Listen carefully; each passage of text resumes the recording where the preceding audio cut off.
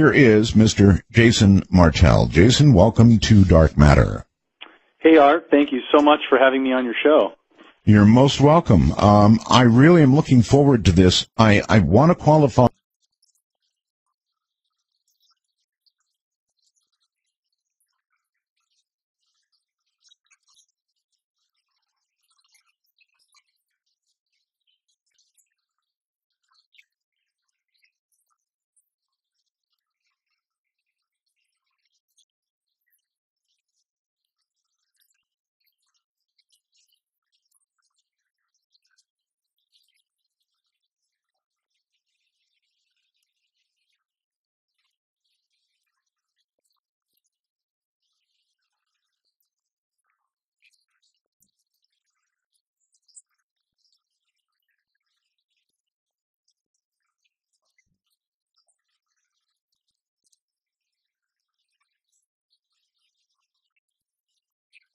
That's pretty much right on the head, Art. Diving into that a little deeper, basically, when I first started to look into these topics, I was 21. I'm now 39. And I started to be very interested in realizing that most of the ancient cultures that we're aware of, the infamous ones, the Egyptians and Mayans and India and such, they're all referencing a lost culture. Now, we only talk about it as Atlantis or Lemuria, but science has actually been turning the tables in the last 15 years in that topics like Atlantis or these lost civilizations are really starting to come back into the scientific focus to find cultures that existed beyond what we know of today as Sumer, ancient Egypt, which we put that date at around 3800 BC as when the civilizations that we know of today kind of sprung up out of the Stone Age. All right. Is there truly enough time in the evolution of the Earth itself, I'm talking about the Earth itself, for life to have actually started, evolved here on Earth, or was it life, do you think, sent here perhaps already whole and complete? Well, let me give you a little bit of background on how I got interested in these topics, just for your audience and for you as well, and kind of answer that question. When I was in college, as I mentioned, someone had just kind of mentioned to me. Now, I had no interest in aliens or ancient history or anything. I was a waiter and I was a surfer and just a normal college student. But then someone just kind of mentioned to me that there was possibly pyramids and a face on Mars and that NASA had taken these photos. And I was very skeptical and was like, why would NASA hide something like that? It turns out, Art, that I was going to school in San Diego, and Malin Space Science Systems was 2 blocks away from me. So as I started to listen to your show and Richard Hoagland and other people, as a young layman college student, I became very interested in, are there actually artificial structures on Mars? So I contacted Dr. Mike Malin directly. Dr. Mike Malin is the principal scientist in charge for the last 30 years of the cameras that we place on all our orbiters. That's right. I have spoken to him a number of times. Yes. And so as a college student, I reached out to Dr. Malin and said, listen, is there any possibility that these structures on Mars are artificial? And he said, well, no, these are all natural, sand and wind-eroded objects, nothing intelligent to see here. That kind of made my eyebrows raise a little higher, right? So what I started to do is just really take my focus off of Mars, because this is on another planet, when I realized there's structures here all over the Earth that we can't explain, and that's kind of led me on the path of what we're going to talk about tonight. All right. May I stop you enough to ask if you have reviewed the work of Richard C. Hoagland? Of course I have. Good. Bought the Monuments of Mars, I think 2 editions, had him sign one, went to his birthday party in Del Mar many years back. I think the first time I met him was at a book signing of yours, which was in Encinitas, California. Again, well over 10 years ago. I remember. All right. All right. Well, I have been a skeptic with Richard as well, although the last time he was on the program here on Dark Matter, he did hit me, Jason, with something that I found. He called it number 9. I don't suppose you've seen number 9, have you? No. It's a artifact on Mars, Jason, and the damn thing has a pipe sticking out of it. I mean, you might call it a rock, even though there's other aspects of it that are just startling.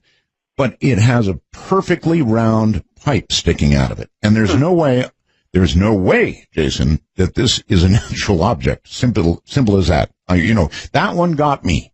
So if you have an opportunity to view what's called number 9, it's probably still up on my website. Take a look at that and let me know what you think. I'll definitely check it out. That's okay. He's always been infamous for finding artifacts and things that I guess we're really never going to know until we send a manned mission. But I definitely was very intrigued initially by the Cydonia complex, the geometry and the math being displayed there, which really made me focus on a lot of these ancient cultures and raised the question for me, where do we really come from? Well, NASA always kind of poo-pooed the phase on Mars, right? Yes, they did. And I even refer to in my lectures sometimes when I show a chronological time range from 76 until, I think, 2009 of various images. And one of them I, to this day, still call the cat box image. Yeah. But here's the thing I was going to point out, Jason. Even though they poo-pooed it, I noticed they spent a disproportionate amount of time going back to Cydonia. So while they publicly poo-pooed it, they kept going back. Now, that's got to mean something. Right. Well, I think you and I and many of your listeners are on the belief that there is a public space program, and that's publicly reported, there's also a non-public space program, which is a little more hard to track and put our hands around. But I've leaned less on the cover-up at NASA simply because I realize that there's a political backup in that some engineer has been working at NASA for 19 years making some little arm that's going to be on the rover, and this little arm's going to stick into the dirt and look for some amino acids. Mm-hmm. But there's no like rabbit catcher or Martian catcher or something that's going to actually identify life. We don't have any instruments actually deployed on any of our rovers that are going to, scientifically confirm life. We're only looking for signs of life. So we're not quite there yet. But if anyone does pay attention, it has been very educating for me, just as a civilian, to see that, what they release from the surface of Mars, there is what appear to be vegetation and questionable objects, as we were talking about. So it does, I think, raise a little bit of curiosity. All right. Let me pose this to you. There are things there that really do raise your eyebrows. Now, is it possible that NASA is well aware that there are artifacts on Mars from somebody or something that was there earlier, and they're releasing these photographs, and when somebody finally goes, oh my God, that's absolutely not some natural formation, that's artificial, and when they finally do that, NASA can say, yep, that's kind of what we've been suspecting too, and we've been right up front with you because we've released all the photographs. Up to you. Right. Well, this kind of leads to what we're going to talk about with some of the geometry and megalithic monuments here on Earth. I think the answer to that, Art, is if we ever do send people back to the moon publicly or to Mars, what we need to do are look at some of these monuments and some of the alignments astronomically that take place. Because here on Earth, there are monuments built all over the world, on every continent, that are specifically aligned to star constellations. That's and right. These alignments repeat. So it's very possible that some of these other structures and geometrical diagrams are probably on the moon and Mars as well, and will collaborate further with what we have here on Earth. Okay. All right, let's come back to Earth then. The theory of panspermia, what is that? Right. So, there's a scientific term called panspermia, which basically says that in order for evolution here on Earth to actually have taken place in the 4.7 billion years that, it's been in Earth, there's just not enough time frame. The analogy is, if a tornado went through a junkyard and assembled a 747, that's the likelihood that all the elements would be, swown together in this primordial soup hit by lightning. So panspermia is just a theory, and there's even a modified one that says direct panspermia, which means life arrives whole and complete here. direct panspermia would simply be that someone sent life here, whole and complete, which I kind of like. But that is a scientific term, and it does at least step into the doorway of explaining evolution here on Earth at a life system level. But when we get to the human being topic, I think there's a much more interesting discussion around what isn't a Darwinian evolution from something ever simplistic coming more complex. We seem to be here on Earth in a repeating cycle, which I'm going to call the Great Year. And many ancient cultures seem to be aware of a cyclical nature of something that repeats here on Earth on a very large scale of time.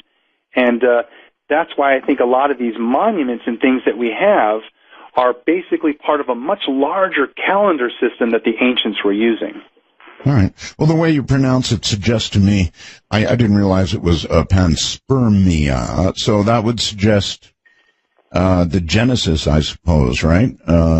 Yes. Yes, okay. So what is your theory? Was life, in what way was life seeded on Earth? What's your best guess? Well, my best guess, really is that we seem to be in some type of a large cycle that is creating life here on Earth to evolve to a certain state and then drop out of this evolutionary state and kind of forget everything. So, when we speak of life in general, that's kind of a broader topic that I'll bypass for tonight and go right to the human evolution, if you don't mind. That's fine. And, this is a really interesting topic, Art, because this is what led me to my research, is I wanted to figure out where do we come from? Who is the oldest culture that has led up to us? And that led me into the Sumerian culture and Planet X and the Anunnaki, which is a good topic for us to touch on. But, from a higher level still, I started to realize that there seems to be a larger cycle of time that all the ancients were aware of. And we know of it, we just don't understand it. We hear things called the Golden Age or the Dark Ages, or why there's the division of the heavens into 12 parts into these zodiacal symbols. Well, it seems that the ancients were aware of some knowledge and used a system of time based on astronomical movements, which is just now starting to come into our comprehension in modern times. All right. You're suggesting, I believe, that Darwinian evolution is flawed because you say they will never find the missing link. How do you know that? Right. Well, Darwinian evolution is, I think, this view that everything simple is going to become ever more complex. So if we go further and further back into our history, we should pretty much just find more simple cultures and tribes. And then into the future, we're just going to become super advanced. What I'm seeing is actually that's not the case. It seems that there's a cycle here on Earth that is repeating, and it's a large cycle that lasts around 24,000 years. Now, a lot of the ancient cultures made reference to the fact that there is this cycle. The Mayans got a lot of publicity recently because they talked about a calendar system that was so accurate, and their calendar came to an ending point in 2012. Well, it wasn't actually an ending point. It was just an ending point in one of their calendars.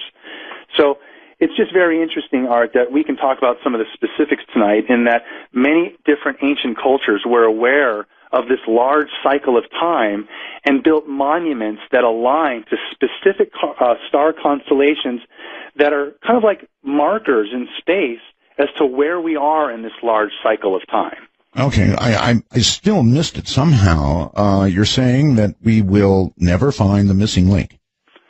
Yeah, I kind of breezed over that one. Sorry. I really want the answer to that. Why will we never find the missing link? I don't think that we'll not ever find the missing link. I just don't think that right now we're ready to accept what it is. And in my opinion, it has to be some type of genetic intervention, whether that be from an alien civilization or some lost culture that we're not on the record of understanding now. But it appears that if we look at the anthropological bone record of Australopithecine and Neanderthal and comparing this bone to that bone, when we get to us and compare us to the closest relation of a Neanderthal, there's a huge gap between them and us.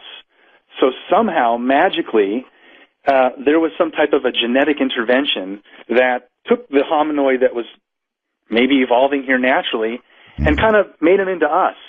And I say that just from a very high level of, if you look at a basic human and you put them naked in the jungle and had them run around, their skin would get, cut by branches, they'd get sunburn. And if you look at an ape and how strong they are compared to us and all the body hair that protects them, we are just extremely different at many levels when we look at this Darwinian evolution of bones and such. All right, that's fascinating. I do have a question, though.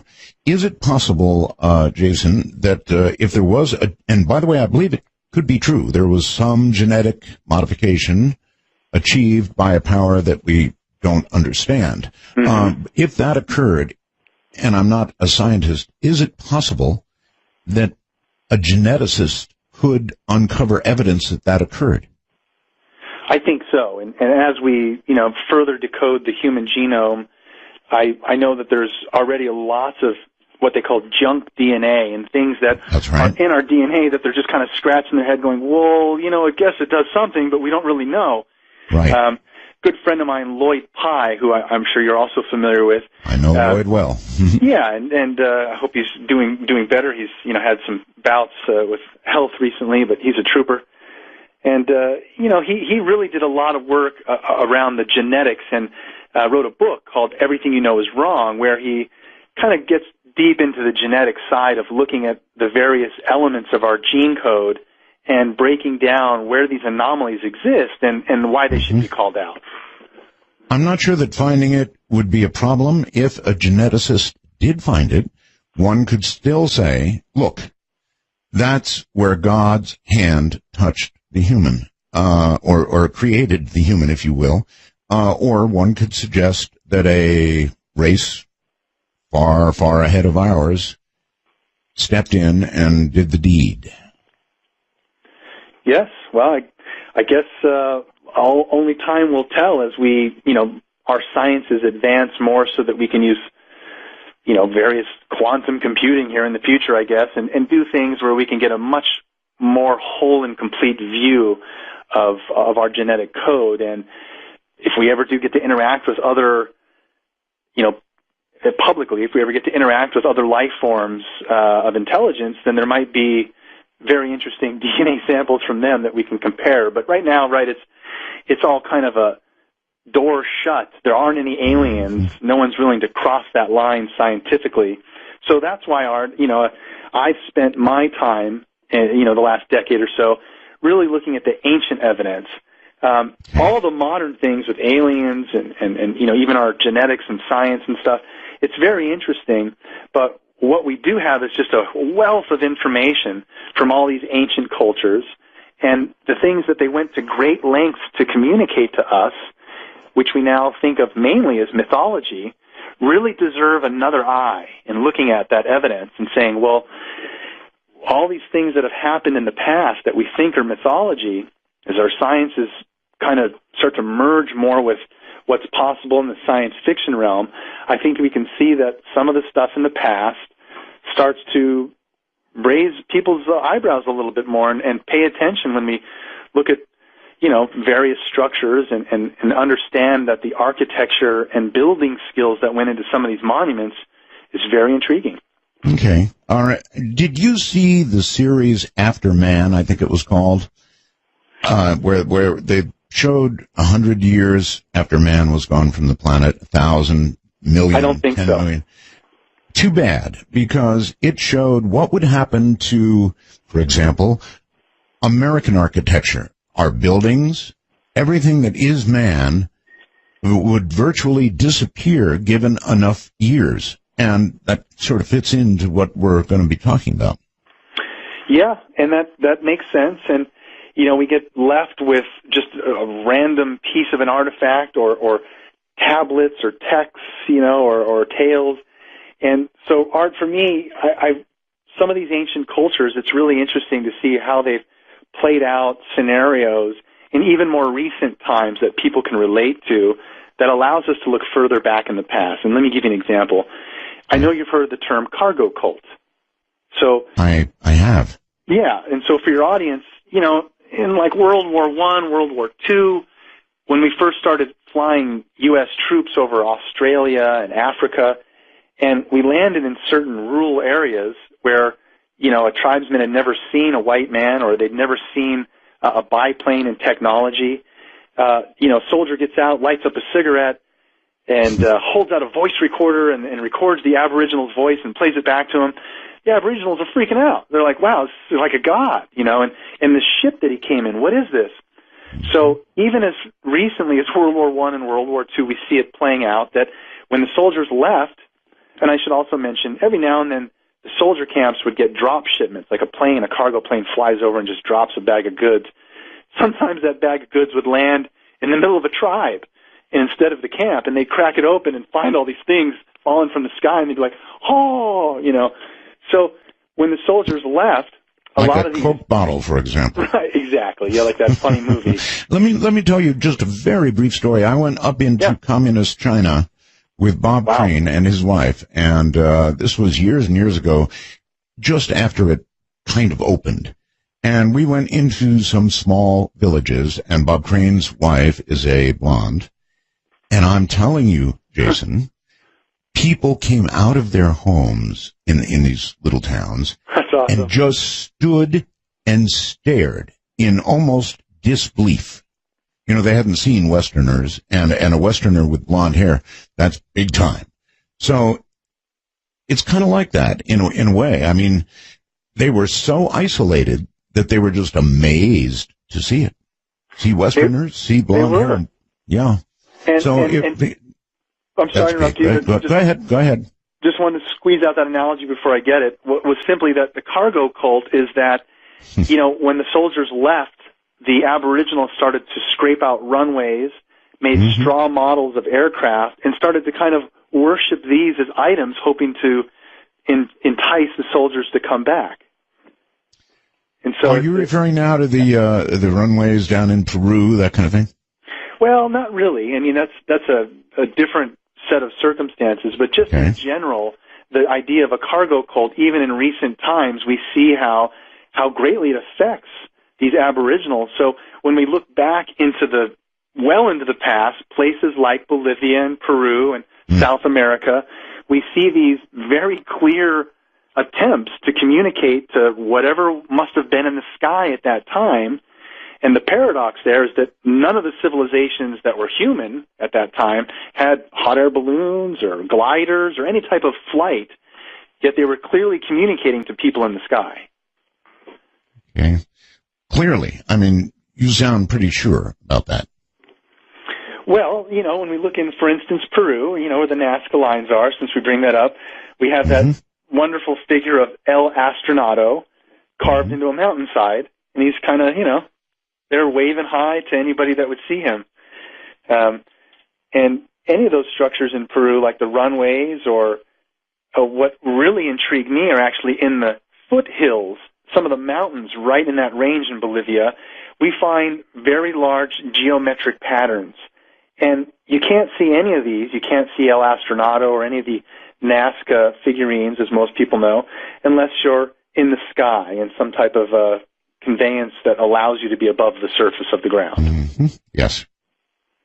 So, you know, for me, Art, I thought it was really interesting that, you know, there are various descriptions in even more recent times of how ancient people handle this, but it starts to get really interesting, and this kind of ties into what you just said with your Bob Crane's wife.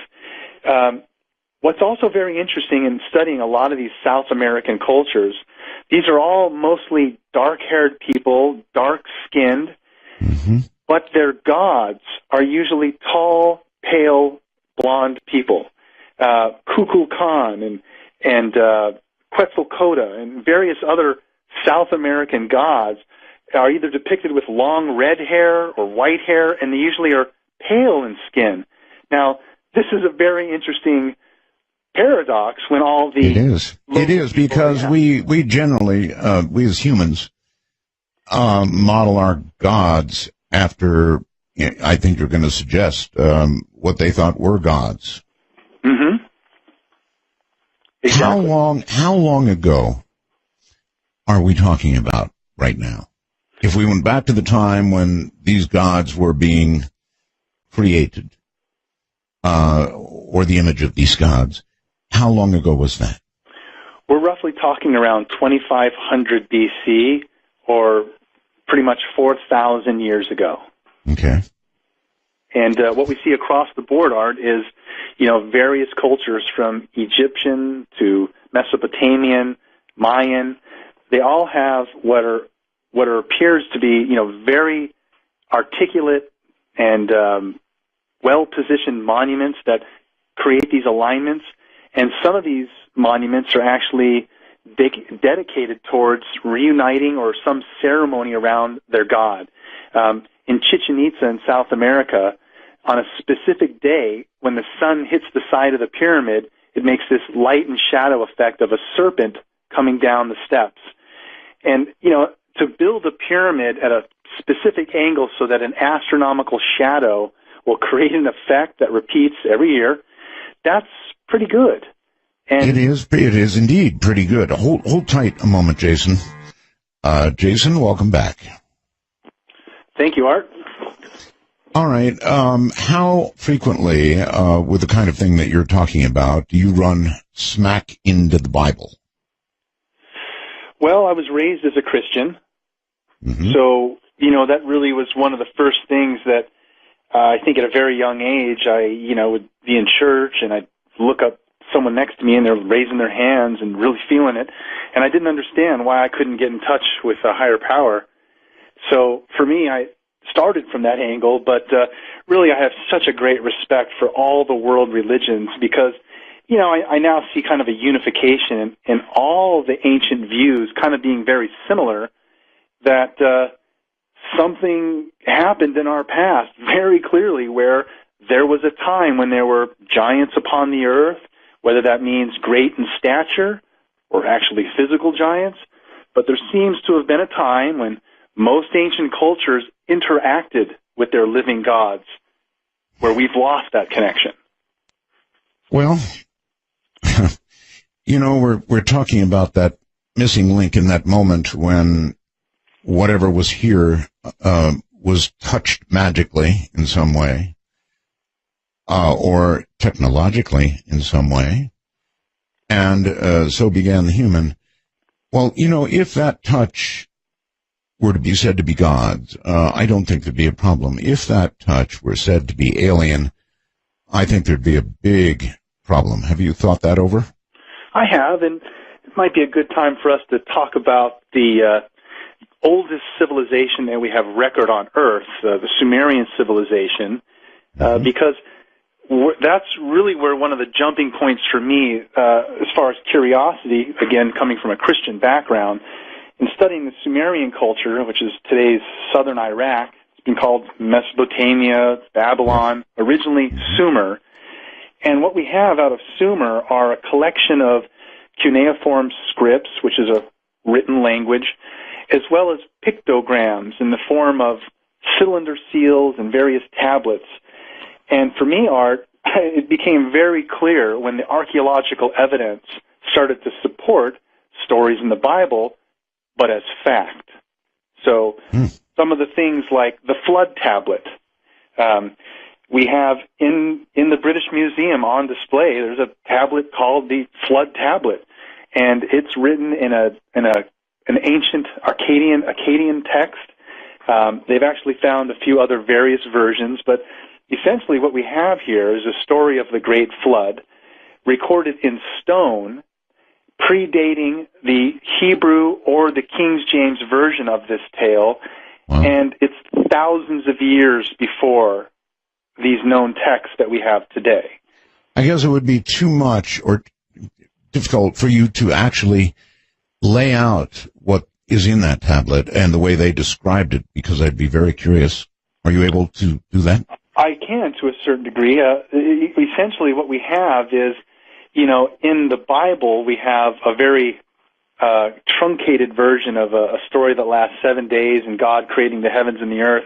Right. But in the Sumerian version, there are actually 7 tablets of creation. And these tablets very specifically explain how we come into being. And it's a process, basically, that is explained Wait, by... I'm sorry. I thought it was the flood. We were going to talk about the flood tablet. I'm sorry. Yeah, got carried away there. Okay. Just jumped right into another topic. Right. No, the flood tablet on display in the British Museum is, again, one of those that is part of a much larger set of texts. It's called, actually, the Enuma Elish. There was about 11 tablets. So this one specific tablet in that story explains the flood. And what's interesting about the Sumerian version is it very specifically says why there was a great flood. It cites that there is a much larger body. And now, let me put a little preface on this, too. There's only been a handful of scholars that actually read Sumerian cuneiform script, this ancient language, and most of the translations that I'm going to reference in our discussion tonight are translated through Zecharia Sitchin.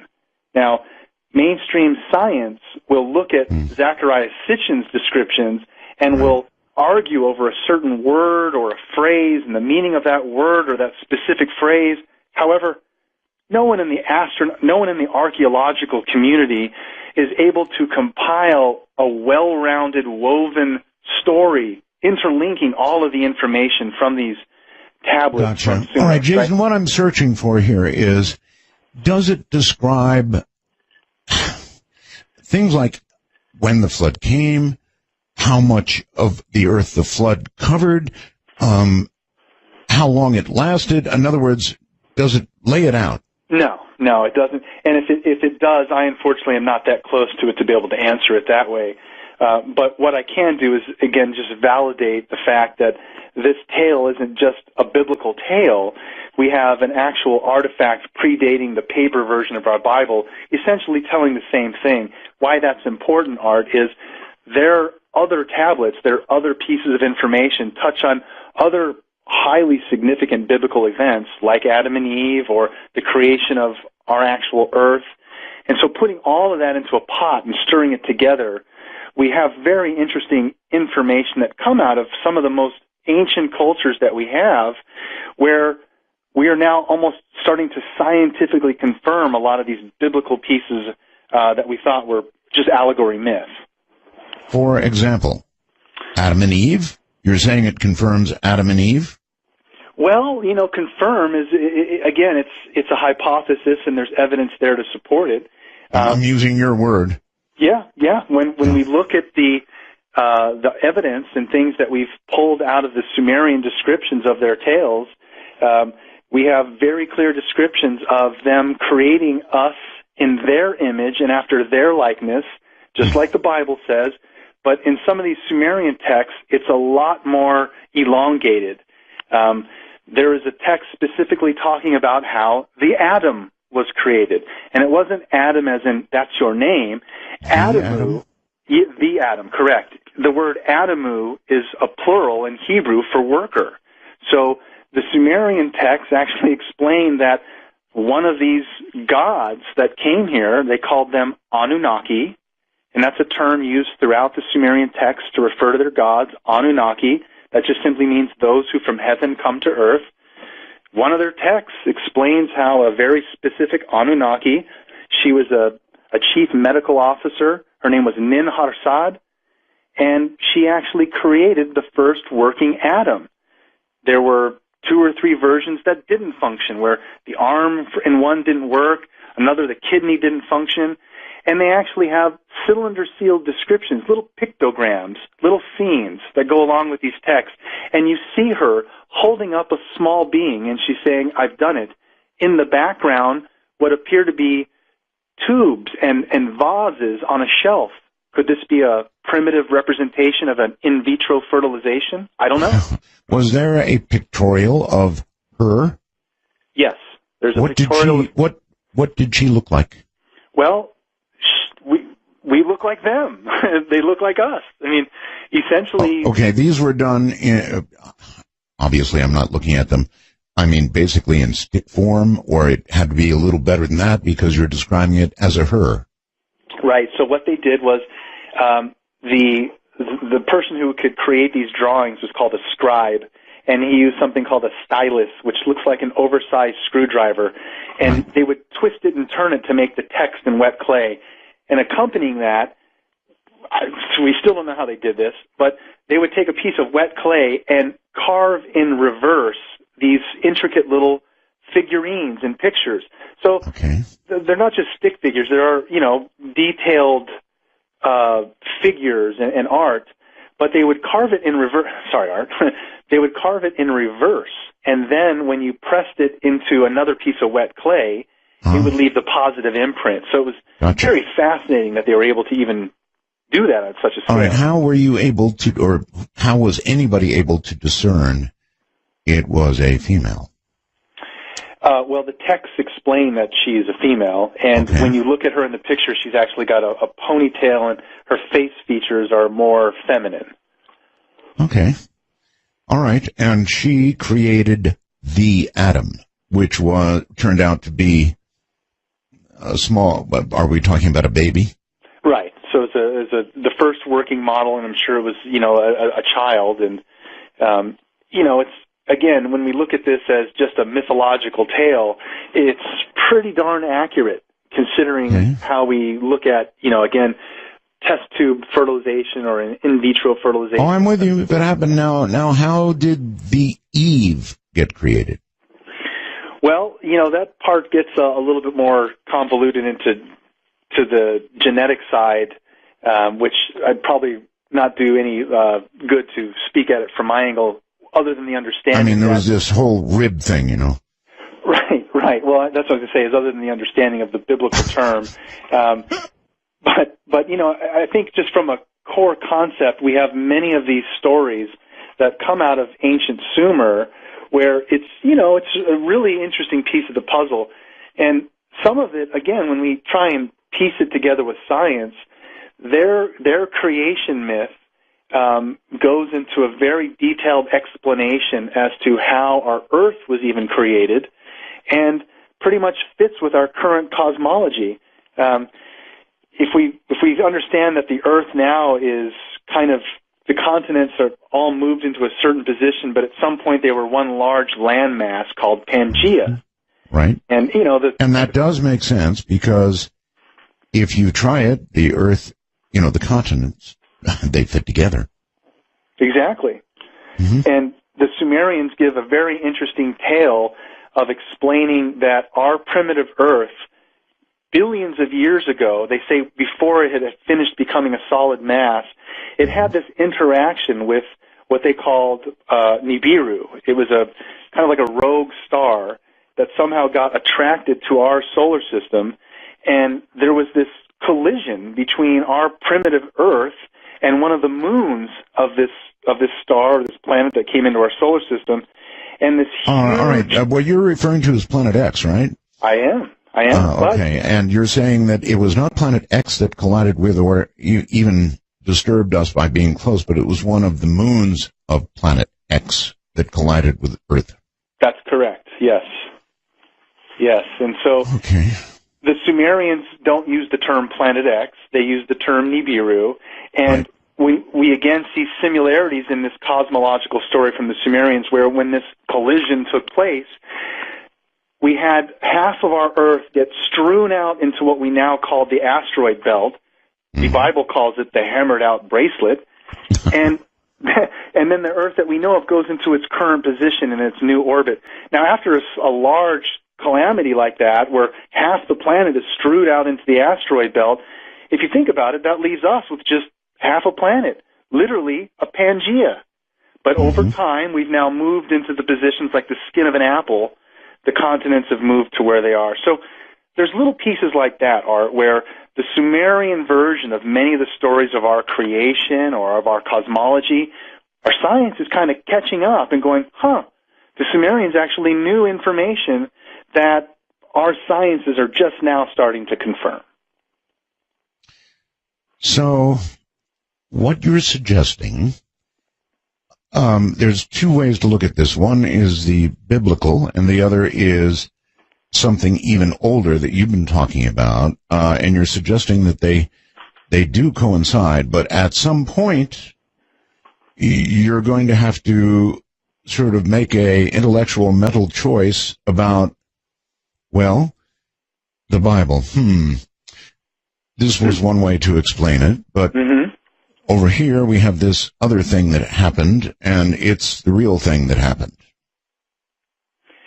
Right, and so that's why there's this wonderful context from all the other cultures around the world, not just our one Judeo-Christian view or the Mesopotamian view that's now extracted into our Christian view. There are all these other collaborating cultures that have a similar line of evidence in that the knowledge that they had, it seems to be so complex that when we look at most of these ancient cultures like the Egyptians, Mayans, and Sumer, they were right out of the Stone Age, right at the time when it seems to have been that they were, just starting. They're at the most advanced part of their civilization, and then they kind of gradually went downhill. So it's a hard thing for us to try and figure out, like, why are these gaps in knowledge? It seems like many of the ancient cultures knew a bunch of information and ways to build monuments that we can't today, and then we kind of forgot it all when we went into the Dark Ages. Jason, you do realize that not all that long ago they would have strapped you to a couple of hunks of wood with kindling underneath, and they would have burned you alive as a warlock. You're right, and that's part of us coming out of the Dark Ages, where we've been in this, we went into this realm where we kind of lose all of this information. But as we go further back, Art, we look at these monuments and various sites, and we see alignments and things that point to a much earlier date than Sumer or Egypt, and we don't know where they come from. And I can give you some examples, and this one, of course. Ballpark, when you say much older, give me an idea of how much older. 10,500 BC and older, maybe between 10,500 BC to, let's say, 50,000 BC. So much further into our past. We've just now started to uncover sites, thankfully, due to the work of a show on the History Channel that's now in its 6th season. I'm grateful to be a part of it, Ancient Aliens. They have been finding and researching sites that really were not even on the radar. Sites like Göbekli Tepe in Turkey. All right, Jason, what is the best evidence that you would cite from these programs, from that research, of something that old? I get that question a lot. I love it. And, good. I think for me the answer is vitrification. Some people might have to Google that. It is a good term, but vitrification means the heating of a stone until it becomes a molten state. And so what we see, Art, is, at Machu Picchu and Teotihuacan and Pumapunku and all these sites where the stones are perfectly fit together or carved out with these intricate patterns like putty. There's no way to explain how they did that other than they were heating the stone, some of these diorite, granite. They would heat this stone somehow to a molten state. Then you can slice it in half, stick it together, drill holes through it, no problem, and then it hardens back into a stone. But we have no answer to explain what tools or how they were able to make granite into a molten state. Well, it's interesting you would mention that, because there are those who suggest the tolerances in the pyramids in Egypt are absolutely impossible. They could not have achieved that then unless they were actually melting stone and pouring it, which explains how they could have done it, because those rocks are way too big and too heavy for anybody to have moved back then. That's a good point. They're almost like large cement blocks that came out of a mill or something. And now Egypt is a really great example because you're familiar with this topic too. Now, the alignments that we see at Giza are part of this marker system. There's a crypt in Dendera, Egypt, where on one of the walls it looks like some of the Egyptians are holding up large light bulbs. I recently recreated a version of this bulb and actually made it function for the History Channel. But in that same area of Dendera, there is also a very large relief of an astronomical zodiac. And what a lot of people don't understand is that, again, these monuments are built as some type of large marker. Giza is an excellent example. Through the work of Robert Bouval, we learned about a decade ago that the 3 pyramids of Giza are a terrestrial map of Orion, right? That's right. Mm-hmm. We can use star charting and constellation software, Redshift, and various other programs so that you can say, where are the stars going to be above me tonight? Or, where were the stars above me at 10,500 BC? That's right. Well, it turns out in 10,500 BC, Giza is perfectly aligned to Orion, the 3 stars of Orion, That's and the Sphinx is looking directly into the constellation of Leo. So, I don't know how. Can I for a second take you back to the light bulbs? Yeah. Okay. Sure. You believe that what's inscribed in stone, is that correct? Yes. Yes. Is a creature of that time holding up what you represent as a light bulb? Well, creature, I mean, it's a human, but yes. Well, I'm not sure what point of creation or evolution we're talking about, but okay. A human holding up a light bulb, and that would have been 10,000 plus years ago? I'm sorry. Well, no, forgive me. So the artifacts in Egypt, just when we go to one of the crypts in Dendera, these are wall reliefs that were done by the Egyptians, probably in, let's say, 3000 BC. That's fine. That's fine. But what it shows is 2 things I mentioned. The first one is why I was interested in Dendera in the first place. There are wall reliefs that show Egyptians holding what appear to be large light bulbs plugged into a device. Egyptologists say that that's a lotus flower, and the bulb, what looks like a bulb, is actually just the aroma coming out of the flower. I mean, it's not a very good explanation from the scientific community, but so it what does did appear you to be a do? light bulb. You said you created a light bulb as a demonstration, yes? I did. Did you make a light bulb? I mean, well, here's what I did. So I hired a person who is an expert in creating lighting, various like custom bulbs, right. And I had him create a filament-based bulb that's a plasma bulb. So just like we've heard of swamp gas, it's possible that gases coming out of just natural occurrence are ignited by a small heat source and they create phosphorescence. Right. So it's very possible that the Egyptians could access a swamp or some methane gas and give it a small source of energy, which is another thing I'll talk to you about, and create phosphorescence. So all I did was create a very light plasma bulb with 4 volts introduced to it, creates a light, a phosphorescence glow. Fascinating. Okay. Thank you. Now, to top that off, the powering of that device, I created an ancient Baghdad battery, which I've also had tested for Discovery Channel and for History Channel.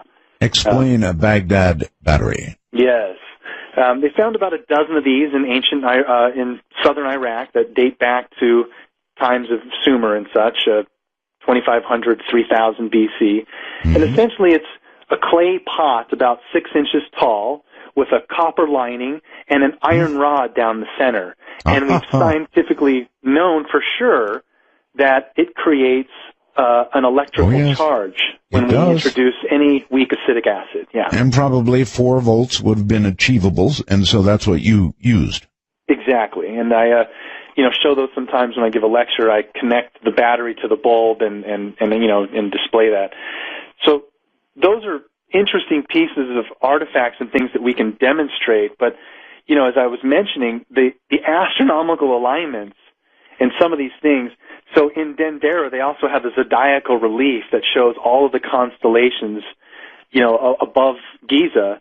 But they show a view of the sky that's thousands of years earlier than 2500 BC. So it almost seems like the Egyptian culture at 2500 BC was well aware of this large cycle of time and referenced that thousands of years before they were there, they were in a much better state, closer to the golden age. And so they recorded this by showing the positions of the stars as to what they would have been, let's say, at 10,500 BC. Gotcha. Very interesting that they would make such references. All right. I want to talk a little more about Planet X. So hold tight. We're going to take a break here, maybe before, to go, and I was lucky. They knew who I was.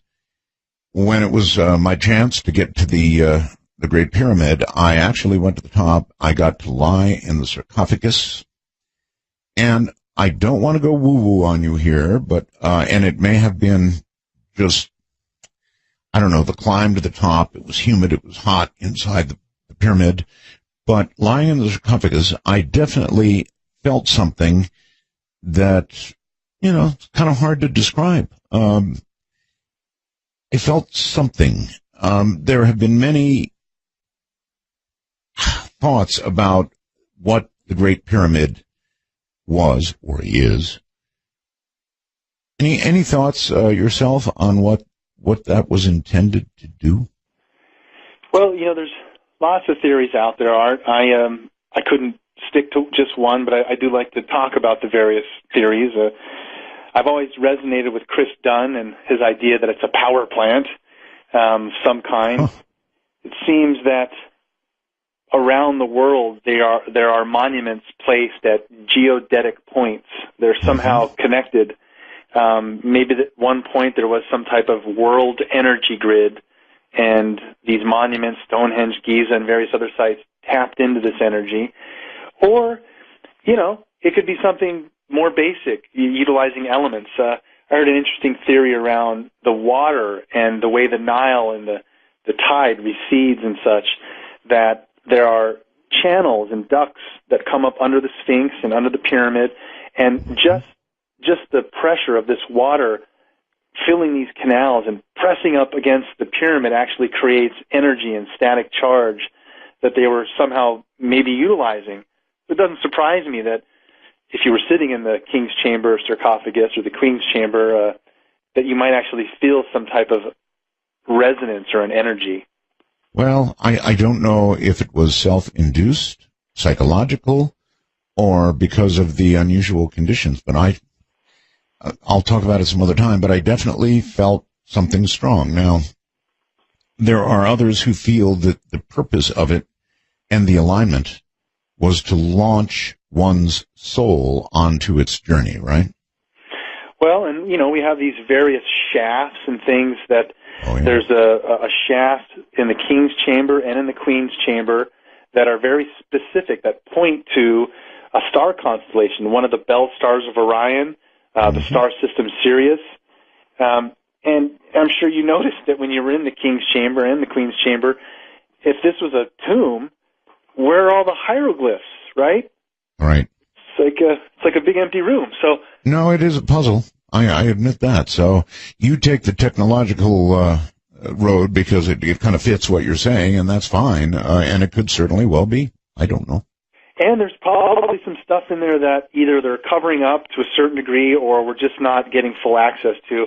You know, that little square, I think it's like a 1 foot by 1 foot shaft that they sent that little robot, the Upawat, up into and found that door. Yes. Mm-hmm. Well, you know, they did go behind that door, and they detected metal objects in some type of a hidden room, but kind of never made it out publicly. Okay, and you also, as does Richard, you see a connection between the monuments on Mars and those on Earth, yes?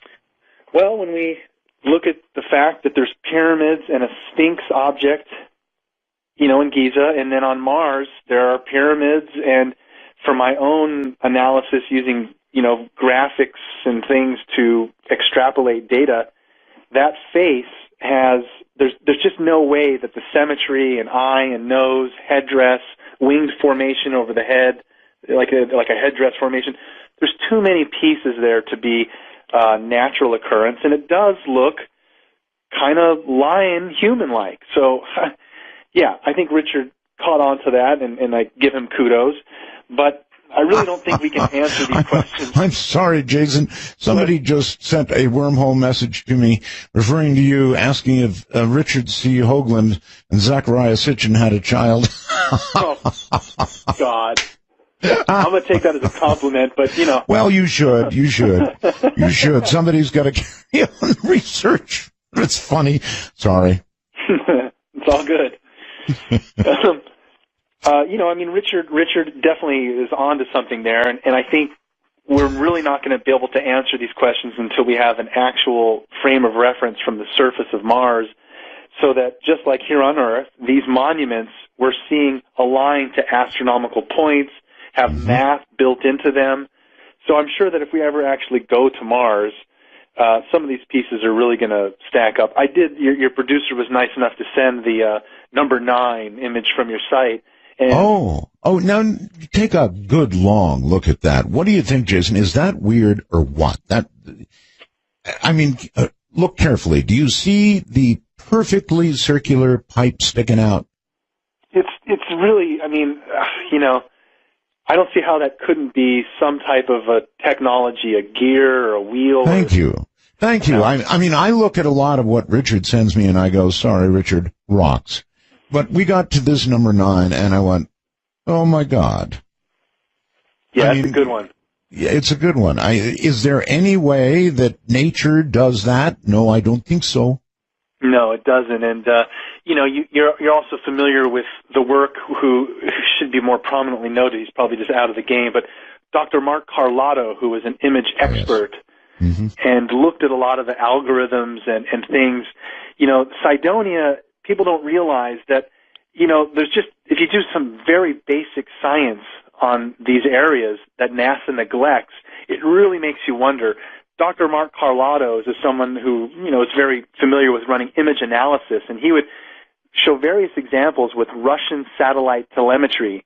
They would run mathematical algorithms on some Russian satellite image, and the math would tell you there's a 98 probability that that's actually a tank or some troops being, you know, covered by some shrub or a tarp. When we run those same algorithms on the surface of Mars, Cydonia, the face, the pyramids, they all come out to be way over 90% probability of artificiality. But NASA never did any of those types of tests, right? They just said, don't look here, it's a trick of light and shadow, when in fact it wasn't a trick of light and shadow, and Vince DiPietro and Greg Molinar found other frame grabs where the sun was in a different reference. So, well, that's why I said to you earlier, isn't it possible that NASA is laying all this in front of us in plain sight, and when somebody finally says, I've had it, this is not formed by wind or erosion or whatever, this is not a natural object, when somebody finally says that and really says it loudly, NASA will say, well, you know, we've been releasing the pictures all along. We're not surprised. I guess I would agree with you there. I've seen in my career being interested in these topics.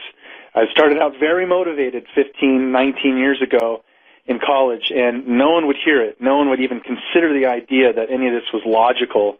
That is changing now because of all the things that we're learning that, you know, go into that pot and it gets stirred. So, yeah, I think there is a desensitizing of the public going on. And if anyone hears stories like Gary McKinnon and others that, you know, sometimes tiptoe into areas that they're not supposed to or hack a computer at NASA, you know, you do have to take these still with at least some realm of conjecture that it could be true. And, you know, NASA, again, is a public space agency, but from its inception, it's under the Department of Defense, you know, and anything they find that would be really cool, they're not going to release it. NASA paid Brookings $50,000 in 1960 to look into the possible implications of discovering alien life in space and what it would mean to society, right? Yeah. And the basic conclusion of Brookings was what? Well, they basically said that the fabric of society, the economic complex, the religious complex, would really be thrown for a loop, and it's better to quarantine this information until there's an established plan, you know, a way to, essentially what we were just joking about, either desensitize the public or, handle this with the proper quarantine procedures. Mm-hmm. So you think we're still in the period of quarantine? I do, and as I mentioned when we first started, I usually, when I give a lecture or do a talk, I cite evidence because there are artifacts, there are science that our understandings currently can put into a spectrum of truth with some of these ancient pieces, artifacts and such.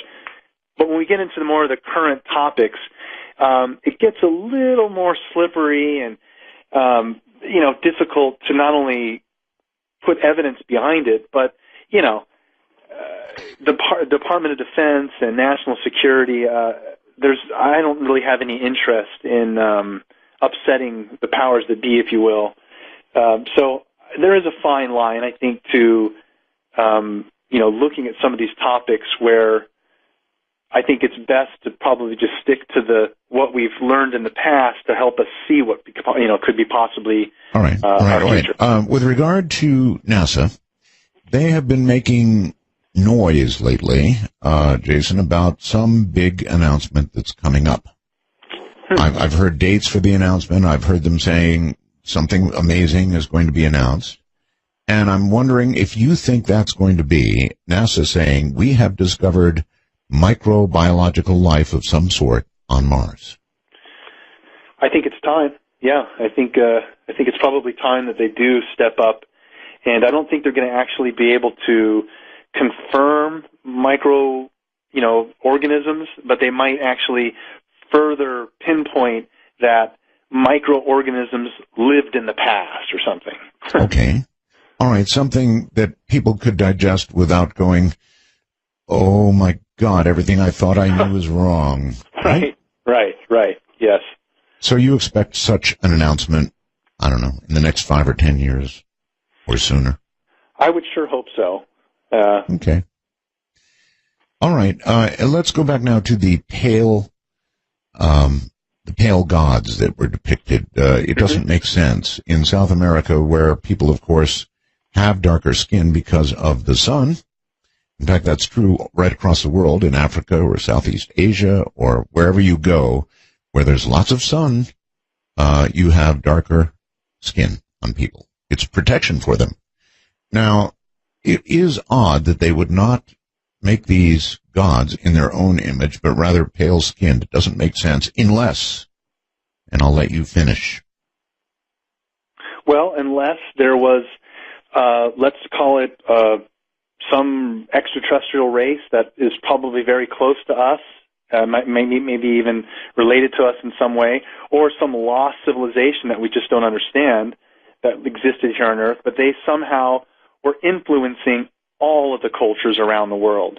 So just like the idea of an Atlantis, if there was an Atlantean culture, they wouldn't have been technologically advanced on one continent. They would have been a global civilization. And that's what we see, Art, is that there's an evidence by these monuments and the architecture of these monuments around the world that pinpoints a lost race or a lost civilization.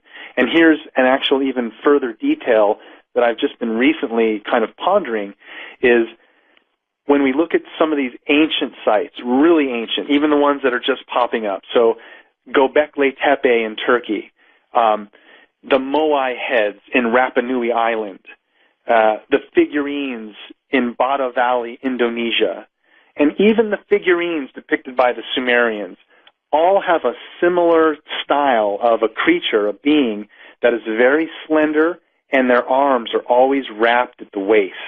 Mm-hmm. So if we look at the Moai heads as an example on Rapa Nui, most people might not know that they're not just heads. We've actually dug out below the head, and there's a full body just underground of these long, slender beings. We see these same beings depicted at Göbekli Tepe. And again, they all have their hands folded at the waist.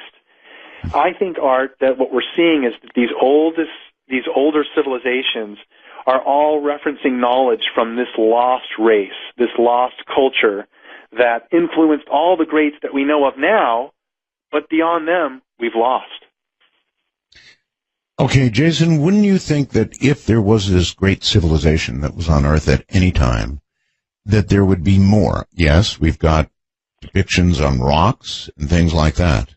But wouldn't there be somehow preserved examples of some of the technology that you're talking about? Well, as our technology advances, we wonder, like, is a USB drive or a DVD Blu-ray disc going to be worth anything in 1,000 years?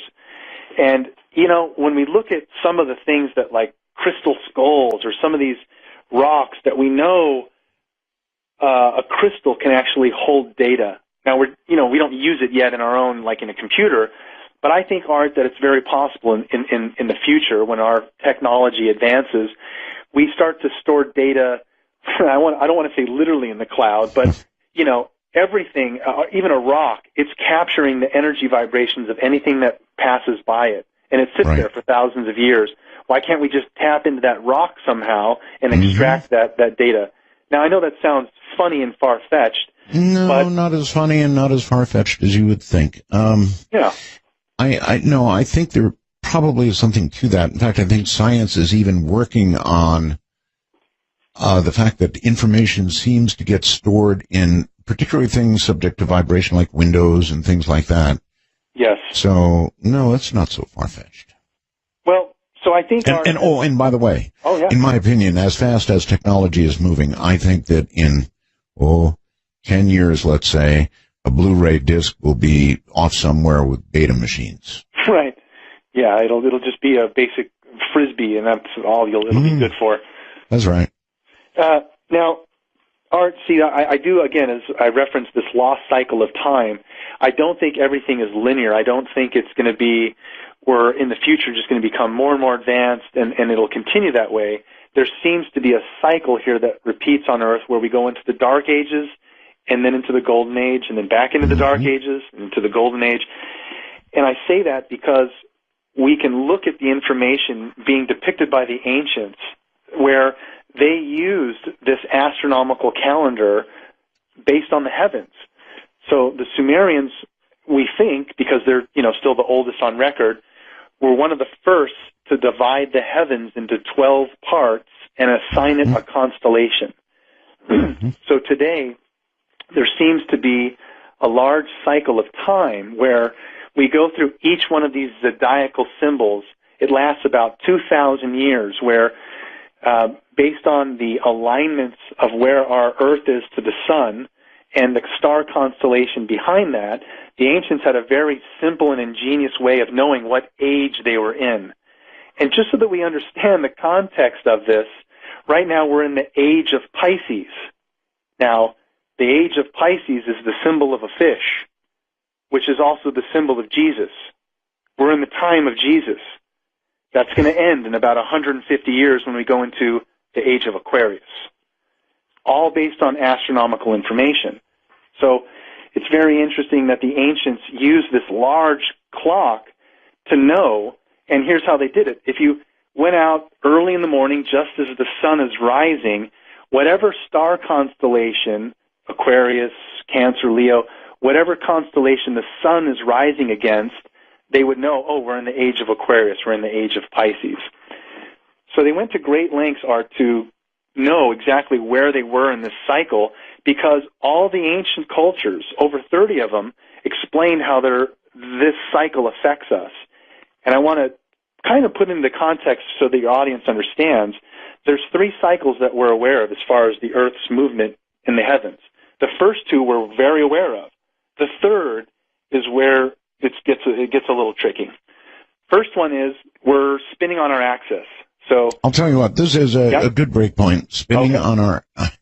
Okay, so I don't know. It seems like the astronomers would be letting us know if Planet X was headed our way. But that doesn't mean it isn't. And that doesn't mean that a rogue planet couldn't be out there because it could. So what's your best guess about Planet X?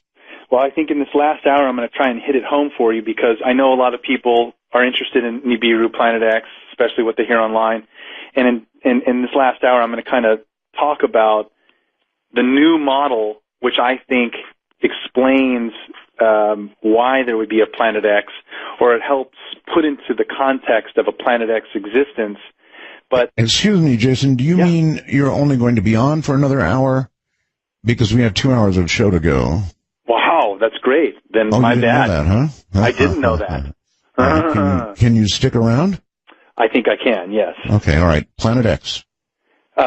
So basically, the Planet X topic is one that's very interesting because up till now, everyone has been assuming that it's just one sun, that, our solar system is comprised of one sun, and Planet X is on this huge elliptical orbit based on the ancient information, and so it very rarely comes by our inner solar system. However, that might not actually be the complete model.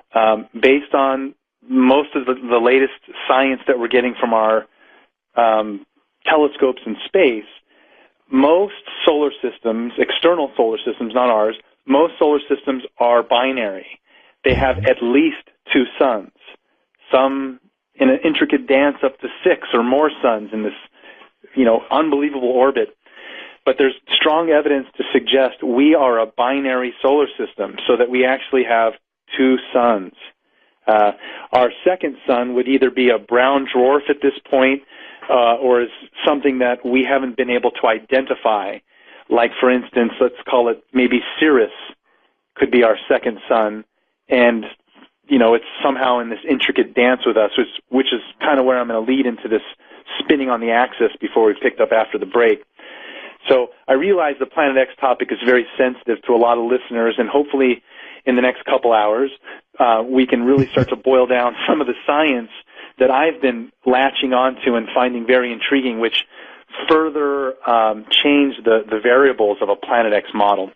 There are a number of people I've spoken to recently who believe there is another sun, and that it is hidden and we can't see it because it's behind our current sun in some way.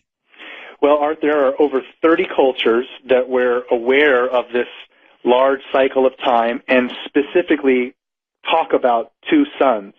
Even the Sumerians have a very interesting tablet view of what appears to be like the Tower of Babel, and they're ascending it, and there's two suns at the top.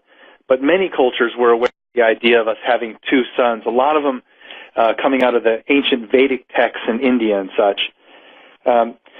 But where this all right, that issue aside for a second of the second sun, although we'll come back to it, but Planet X, would you regard Planet X as essentially a rogue planet that visits on a very long orbital time, like 25,000 years, something like that? Right. Well, I think the orbital pattern that is talked about in some of these ancient Sumerian texts is they give it a 3,600-year orbit around our sun. Oh. We look at the Sumerian evidence and see that they had a very advanced math system based on two numbers, 6 and 10. So the Sumerians had mathematical constructs and diagrams that showed how they were able to divide into very small numbers and very large numbers. Some of these numbers ticked up into the billions. So one of the numbers that they used was 360. They were the first ones to designate 360 degrees to a circle. Now, if you just take a string and attach it to a stick, put the stick into the dirt and outstretch that string, and then walk around, you create a circle. But they were the first ones to actually designate 360 degrees, and they called it a shar, which meant a complete circle. So they gave the reference of Nibiru, this Planet X, as having a shar of 3,600 years, which meant a complete orbit. Mm-hmm. So, let's see, 3,600 years. So it would come and visit every 3,600 years, presumably at roughly the same distance from the Earth? Yes, and I did a little mathematical calculation a while ago, and around 2003, when this was, a little bit more hyped on people listening to things on the Internet or looking at webcam photos that possibly show a lens flare, interpreted it as a second sun. I did some math that showed, if our solar system's been around our Earth, more importantly, for, let's say, 4.7 billion years, and Nibiru's orbit is 3,600 years, or every 3,600 years it's potentially coming by Earth or the inner part of the solar system. If we divide 4.7 billion years by 3,600, we get well over 1 million times Nibiru has completed an orbit through the inner part of the solar system. So it's probably likely that not every time there's an orbit, that it affects us. We could be on the complete other side of the sun when Nibiru comes into the inner part of the solar system. It might have minimal effects on us. Well, it would change something. I mean, it would be close to something in the solar system, and so there'd be some great change every time, I would think. And it's perhaps not on Earth, but some great change. Right. And, I know that people can point to things, the planets heating up in various spots, Jupiter's spot and various things. Can't explain, what Nibiru's impact would be on us, but looking at the evidence, if we look at the spacing between the planets, just between Mars and Jupiter is where the asteroid belt is. Right. Now, right between Mars and Jupiter, there's plenty of room for a large planetoid object to be passing through, and there's actually even gaps in the asteroid belt that could be considered planet-sized gaps, as if something had passed through it. And Art, I always jokingly made the reference that, we're talking about the 12th planet from the Sumerians' perspective. They called it the 12th planet, as well as Nibiru or Planet X. But if we just think of it as the 12th planet passing between Mars and Jupiter, I used to make the joke that it's like MJ12, Mars, Jupiter, 12th planet. But it's probably nothing. But, Nibiru has been coming through our solar system for millions or at least over 1 million times. And, I know the current hype today is that people are interested when they hear the historical evidence of how this interaction in the past caused a great flood and how the ancients are tracking this planet. But I agree with you in that I remember Hale-Bopp very clearly. And I actually, as I mentioned, lived in San Diego, and my parents lived in Rancho Santa Fe, and something happened a few blocks over from my house. Yes. But, the amateur community of astronomers has been very astute at always pointing out things like Shoemaker-Levy 9 or Hale-Bopp well before the professional community, and then it gets escalated to the actual science level. So if there is a Planet X, we're talking something 4 to 8 times the size of Earth going on the Sumerian descriptions. This is a large object. Anything anywhere near the inner part of the solar system, there's a pretty good likelihood that the amateur astronomers would pick that up well on its way here. And if it made a fairly close pass, the impact on Earth? Well, in the past, as I mentioned, the Sumerians give a very elongated tale that explain how in the past, when Nibiru passed by, it actually caused gravitational pull on our ice sheets, our tectonic ice sheets up at the top, and just like a ice cube being dropped into a glass of water, one of our ice sheets at the top of the Earth just kind of cracked off into the ocean and instantly raised the water 300 feet or more.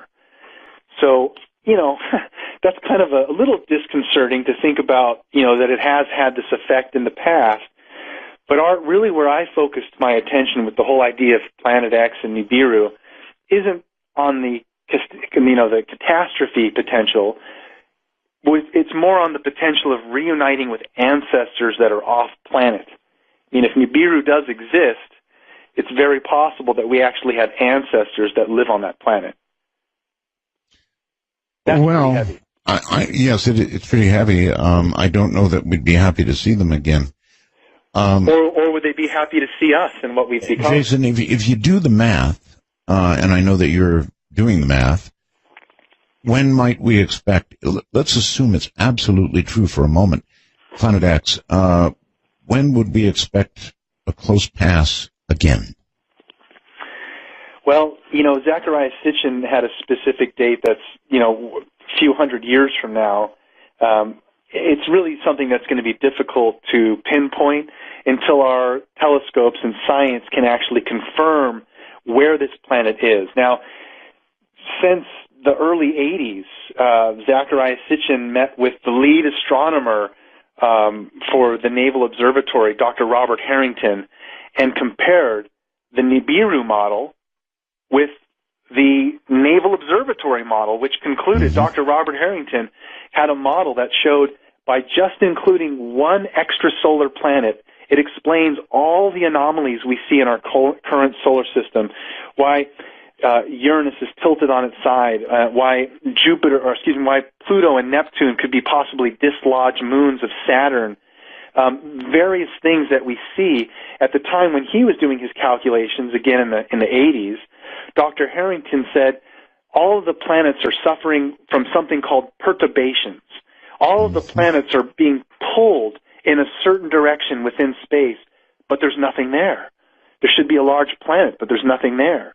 Well, it's kind of like it's kind of like thinking of a pool table with all the balls on the table scattered around, and then taking the cue ball and slamming it into the middle and see what happens. And yes. only actually, it's worse than that because of the gravitational effects. You don't even have to hit anything; you just have to get close, right? It's kind of whiz by it, right? And so, you know, there's been this model being calculated for quite a while now that shows, you know, there's probably something out there that's affected our orbit of the planets in the past.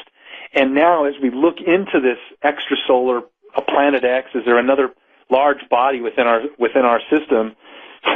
What do? We go ahead and demote Pluto to not being a planet. I don't agree with that.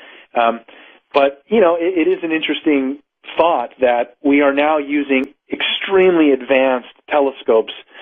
We have one out there now called the Spitzer telescope.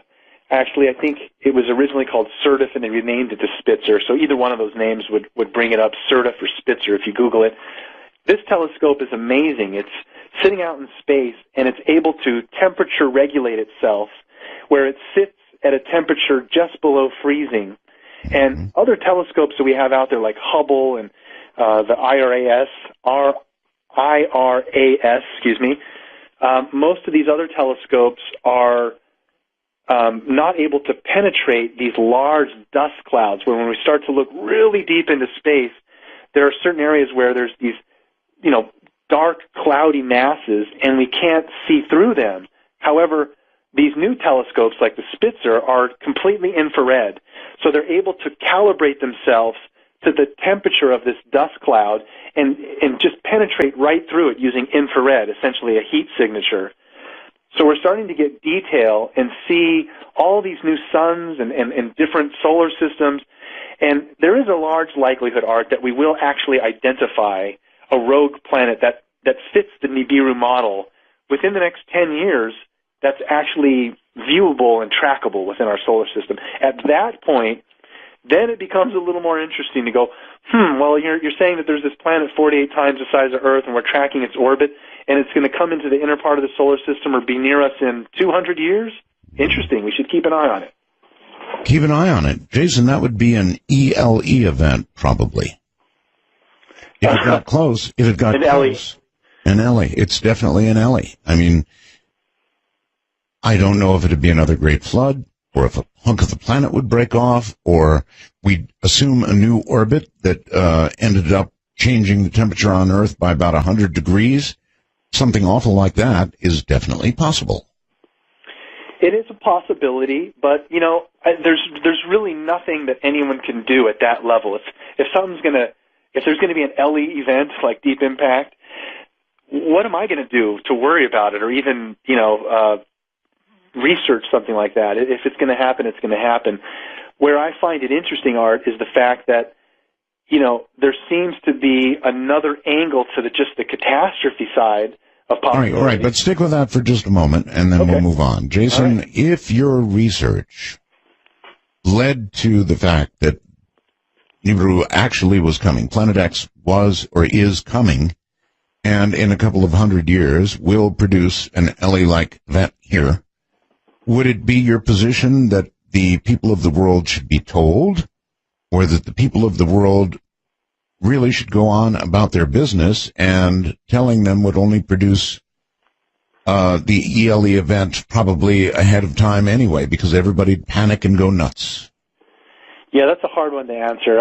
I think my personal opinion is I do think that the world has a right to know, And I do think that the powers that be financially, I don't mean the government, private equity, would take our race off planet.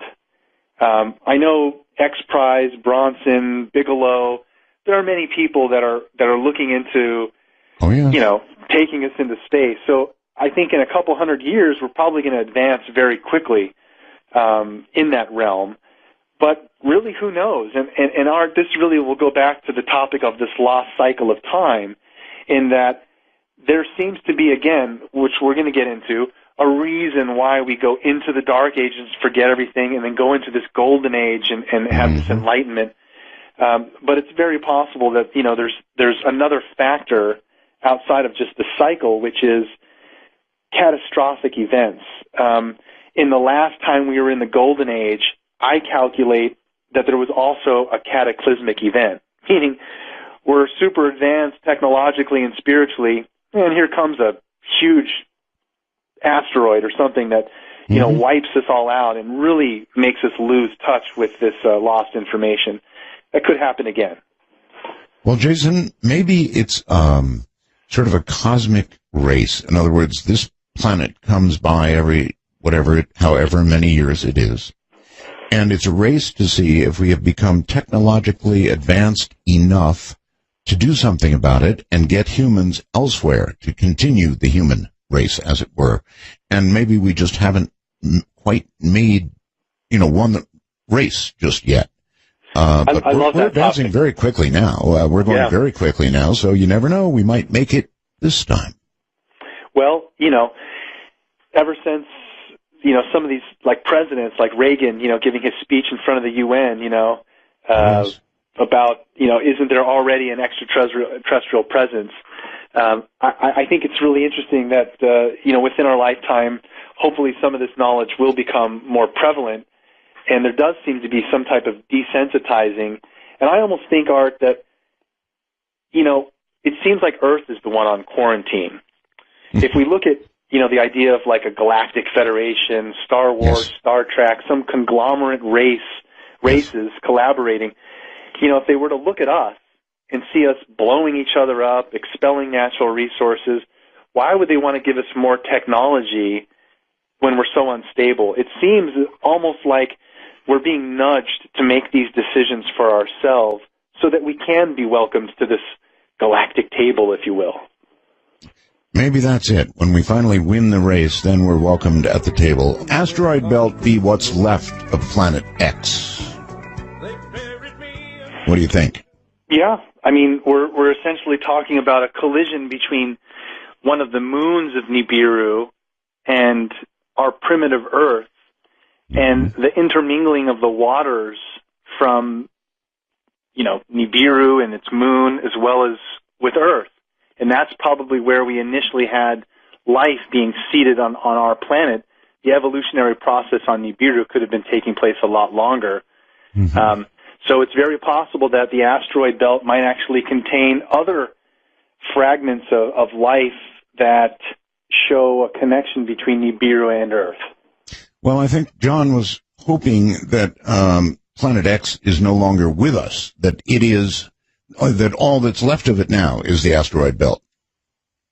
Right. Well, there was a very excellent researcher, Dr. Thomas Van Flandern, a good friend of mine that unfortunately passed away a little while ago, and he wrote a book called The Exploded Planet Hypothesis.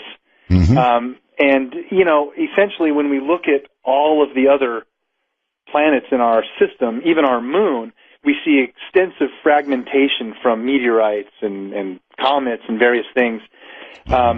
So it's very possible that there was, some type of a large, event in the past that caused a lot of these potholes and things that we see not only on our moon but on some of the other planets.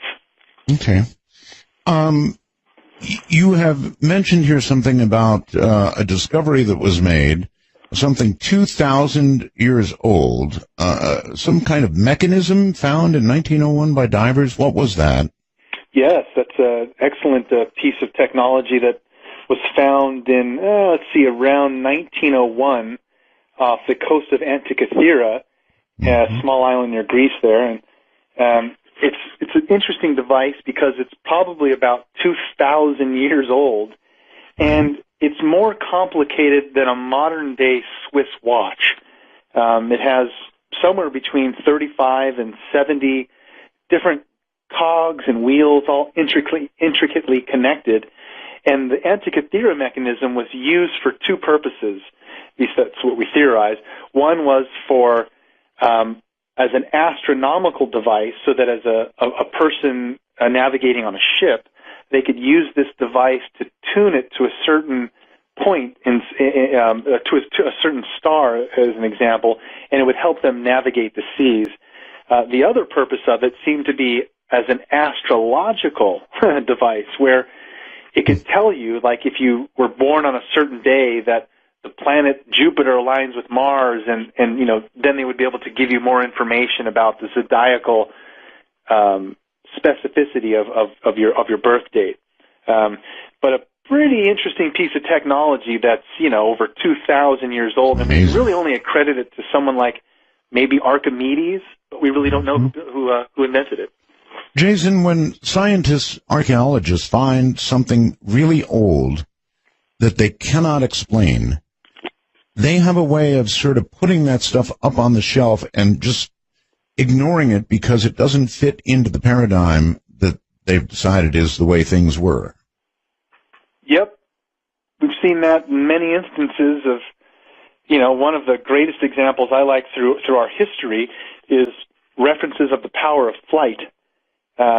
We see on various continents depictions of what are mislabeled as bird or insect models that under closer scrutiny, we found one in Egypt in the tomb of an Egyptian governor, and it's labeled as a bird model, but when you look at it, it has all the intrinsic characteristics of a plane and none of the intrinsic characteristics of a bird. Same thing in South America. We found these trinkets, these gold trinkets that look like, for all intents and purposes, little jets, and they have a 90-degree tail fin, and they don't look like a bird. They're mislabeled as insect models, but I think they're actually demonstrations for power of flight. You actually have something called a Sumerian rocket, don't you? Well, I not myself, but yes, there's an actual term called a Shem, and the Sumerian descriptions explain how the gods, the Anunnaki, had these large ships where they somehow, a small piece called the Shem would detach and come down to Earth. That's how the gods descended to Earth, was on this Shem.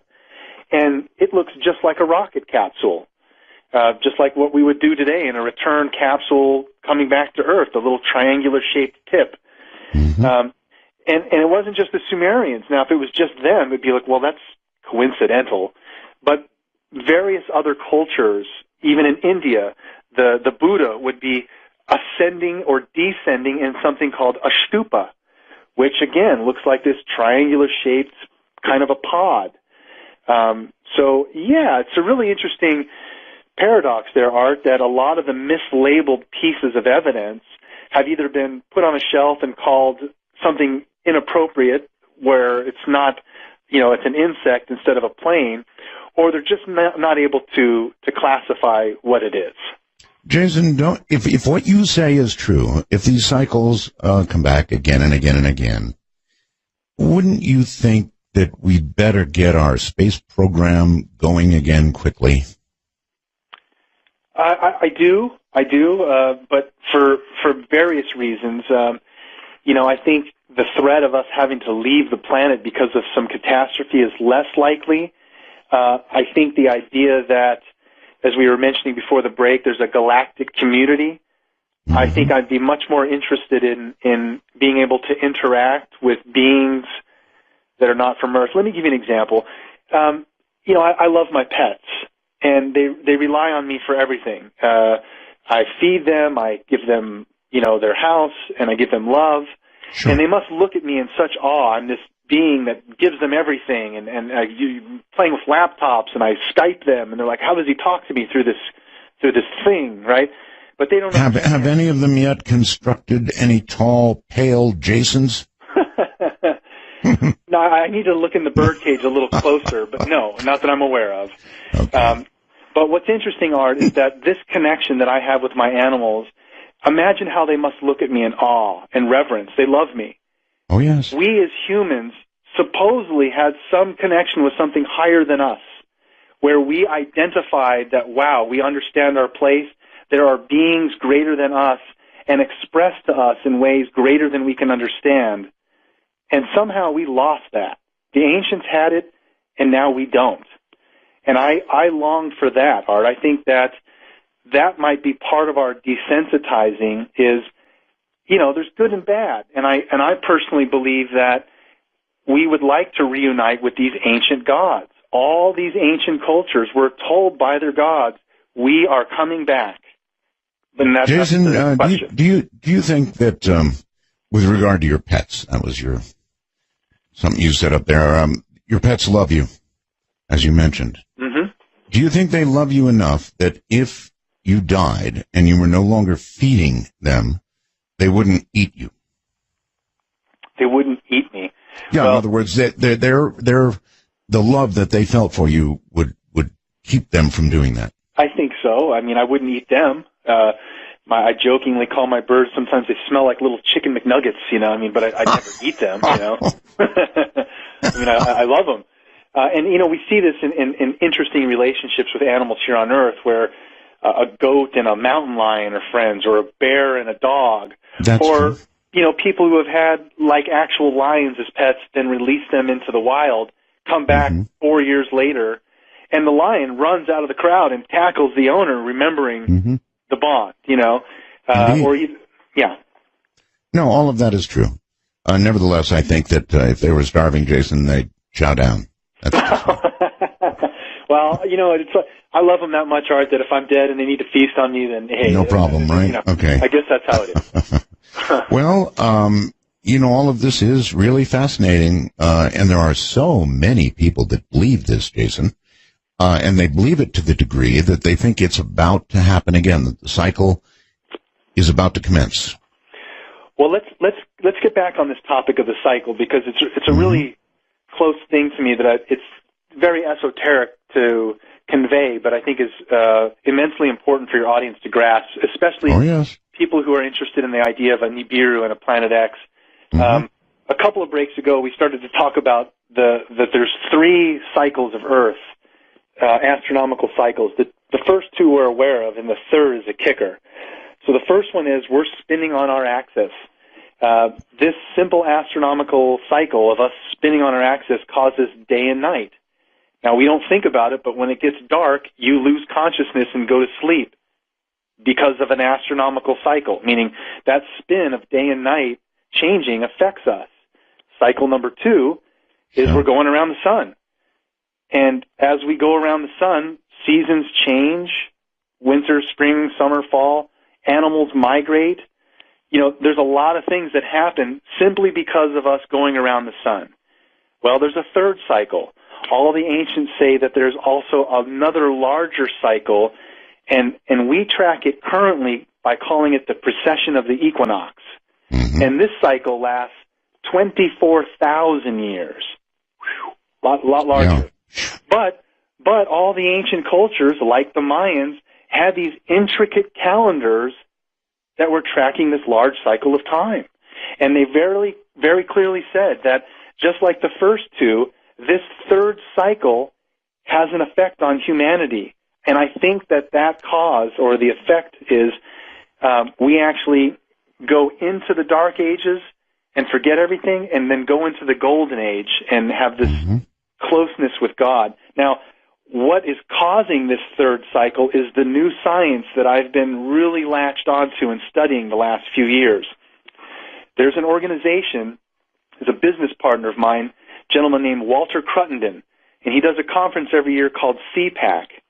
Now, Walter has all of the great people like Dr. Schock, John Anthony West, Robert Bouval, Carmen Bolter, various hard hitters that are looking at this the precession of the equinox model, and starting to understand that, this is something that has been affecting us for a very long time. There's an interesting analogy, too, so that we can understand and put this into context. 24,000 years is a really long time. There's an insect that lives here on Earth called the mayfly, and it only lives for 24 hours.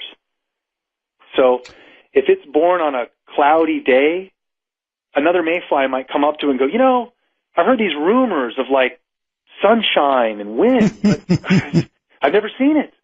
It's a good point. It's a very good point. So it's very possible that we live such a short lifespan that we can't not consider the information being told to us, that there is a larger context and that it has an effect on us. That really is. It's a very good point. It's a really crushingly good point, Jason. Well, here's where it gets really interesting, Art. The latest science is saying that we're a binary solar system, two suns, and there seems to be a correlation between our binary orbit where when our suns are at their closest point to each other, we're in the golden age. When the suns are at their farthest points from each other, we're in the dark ages. And as this cycle repeats, we continue to learn a bunch of information and become very advanced to a point where in the golden age, we can actually, as a whole, some of the Vedic Indian texts explain that these yogis and things that go back tens of thousands of years, they explain that in the golden age, we can actually comprehend God. So we're about 9,000 years away from being in the golden age, but we're just coming out of the Bronze Age.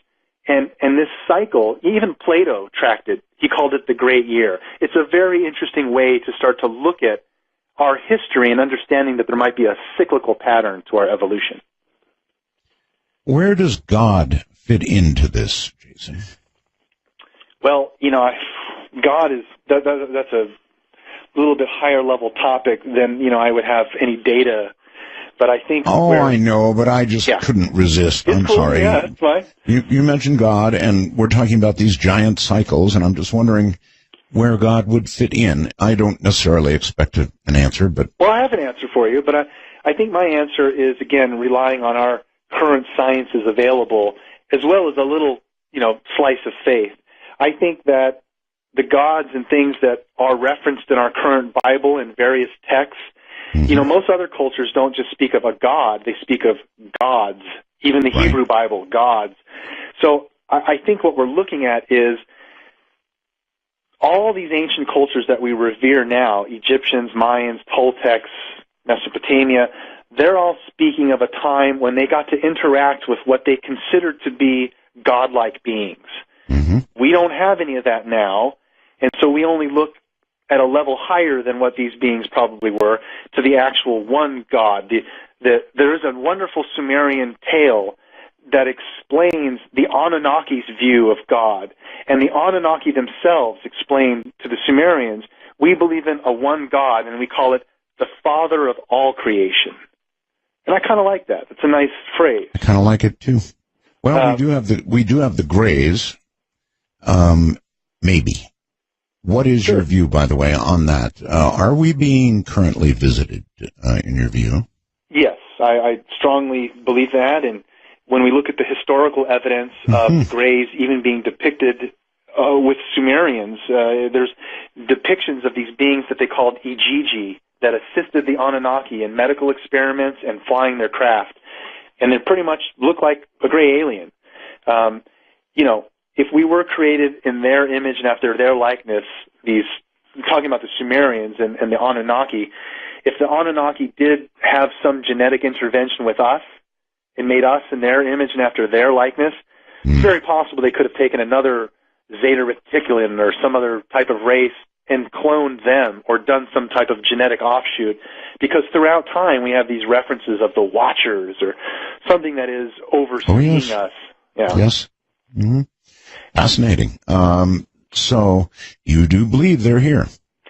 Well, as I mentioned, Art, I feel more inclined to talk about this stuff with you than most hosts, but I don't ever really mention these other things on a lecture, but, because I stick to the ancient stuff. But I've I'm very intimate as far as friendships with people like Dr. Lear, Steve Neal, Whitley Strieber, not so well, but well enough that we've been through things, and I have been aware of people who have these circumstances in their life, whether it be alien abduction or removing implants or studying this phenomenon firsthand. Without a doubt, there is something happening now, and there has been for a long time. But as I mentioned, it's a little bit more difficult to get into some of these current topics without, there is a lot. Well, I guess it's reasonable to ask. I mean, do you think that they're monitoring their work? Sure. And that's the angle I kind of take, is that I definitely think that if the Anunnaki, from that hypothesis, did create us, then why wouldn't they also have, let's call it, a worker race that's helping them with their grand medical experiment? Every time someone's abducted, it has to do with reproductive fluids or genetic information, producing offspring and things that, it's all kind of in alignment with if they are helping the Anunnaki, that's all they kind of do is kind of check up on us and relay information, because they don't really show any emotions like the ancient gods did. Mm-hmm. All right, Jason, what I would like to do is this. I would like to tell my board op back in D.C. to go ahead and open up the phone lines right now. Great. We're not going to take calls just yet, but we are going to take calls, and I'll even take Skype calls for Jason Martell. This is all really, truly fascinating stuff, and I'd like an opportunity for you to be able to ask questions. Thank you. We have a phone number. It's a cool one. 855-REAL-UFO or 855-732-5836. And we'll begin taking questions from the audience after the break. Anything else that you really feel is important to get in before we do that? Well, as we progress in the show, I definitely want to come back to this topic of a binary orbit and explain some of the current research being done by the Binary Research Institute to start to look for evidence that we are actually in a binary orbit. And with two suns, right? Correct. Binary means two suns. Right. So should there not very soon now be some technological way to confirm that? Yes. All of our space satellites, all of our advances in being able to do extrasolar detection, we're putting a lot of focus on the star system Sirius, which is actually Sirius A and B. It's two suns, but it's very likely that there are planets orbiting those suns, and many of these ancient cultures here on Earth, like the Dogons in Africa, no connection to technology, no telescopes, accurately cite that as where the gods are coming from. There was something that I wanted to ask you about. After the continents moved, what evidence is there that all those thousands of years ago there was movement from continent to continent? Well, as far as trade routes and such, we have two ways to answer that.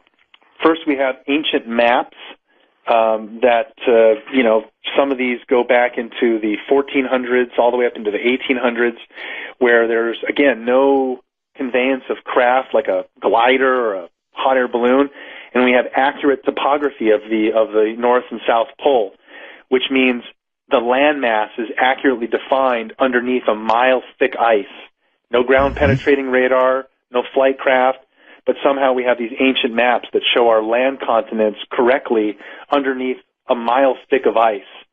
How did they get that information?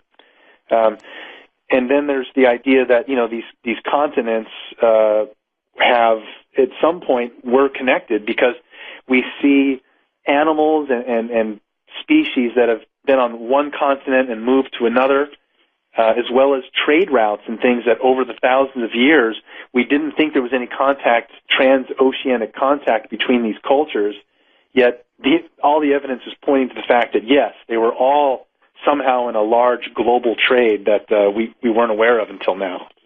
Okay, good enough. I'll hold it right where you are. So, Jason, if you're ready, I sense that they are. Let's see what we get. Okay. You're on the air from California, Margie, with Jason. Hey, hi, Art. I'm the negative lady again. And, that's okay. Anyway, I'm finding your show so interesting tonight.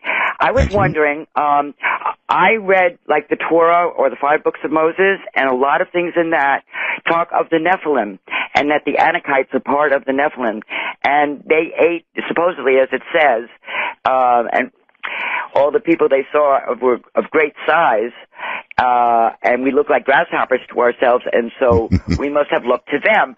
But also, one of the things when they had sent scouts ahead when they were out in the desert, 12 tribes, the country that we traversed and scouted is one that devours its settlers. So, even in the Torah, or I don't know if that's even mentioned in the Old Testament, I was lucky enough to speak with a savant who was able to tell me, and so point blank, that the record number of things that were repeated in the Bible, blood was 447 times, chosen was 123, and the word seed was 280. It's just interesting that there's so many little clues, and I'm wondering whether the Nephilim would be coming in on the Nibiru or the All right, that's certainly a fair question. We'll take that. Jason? Well, I appreciate the call, and wow, I'm not sure if that's the Margie I know, but I do know someone named Margie in California closely, and that was a very interesting piece of information.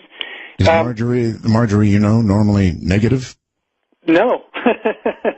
This one is. Okay, well. Anyway, go ahead. The Nephilim coming in on Nibiru, so the word Nephilim, the fallen ones, again, we're starting to talk about more recent descriptions, which I think, here's how I would answer it. We see an overriding theme that comes out of the Sumerian Anunnaki, the number 12.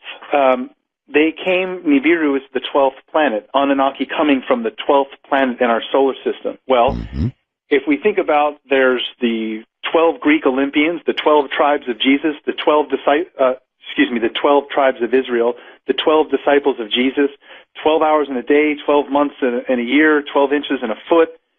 All of these references to 12 actually stem from Sumer, originally saying that their gods came from the 12th planet and created, again, based on astronomical movements, all of the things that we use today around time and measurement. So her question was, are they going to be coming with the planet? Well, I don't know. All I can say is that all the references we have for the idea of, 12 gods in this system, it's very possible that Nibiru, again, was kind of the core story of all of these references to 12 in our biblical tales of the 12 disciples of Jesus or the 12 tribes of Israel, 12 Greek Olympians. So yes, there could be some correlation to the idea that the word Nephilim is referring to, again, these ancient gods, the Anunnaki. All right. Mark in Pennsylvania. Hello. Art? Yes, sir. Sidonian Roswells. Thank you. Jason? Yes. This is your old friend, Mark the Webmaster. Yes. Hey, Mark, the face on Mars, the second face on Mars, the man who brought that to life. That's correct. As well as, you might recall, the 2 dolphins, which get very little coverage, but yes. Just Google that, the 2 dolphins at Cydonia. You will find it just like there are 2 faces, there are 2 dolphins. These are not a case of pareidolia or any other made-up term that Michael Shermer of Skeptical Society might want to come up with. They are real, and they're part of something that, again, still needs to be brought out further, like you said. Now, I wanted to bring up, you guys have gone a little bit into the DNA and the genetics earlier, but left it kind of light on that. I really wanted to direct people and ask them to research chromosome 2. Now, what this is, as you know, all the other major primates all have 48 chromosomes, and the humans have 46. In other words, we went from 24 pairs to 23, and yet somehow lost a chromosome. Lost a chromosome. Gosh, how does that happen? Well, what's been discovered, fitting right on, as you know, I am a Sitchinite, and I take his work to heart and consider him to be a genius on the level of Einstein, and later on, hopefully, he'll be recognized as such. All of his work from the past leading up to now, from rogue planets that the Sumerians talked about before anybody had any sense of anything like that, now we know that there are billions of them flying or whizzing around each galaxy. So leading up from that oldest information to now, the chromosome 2 situation is the following.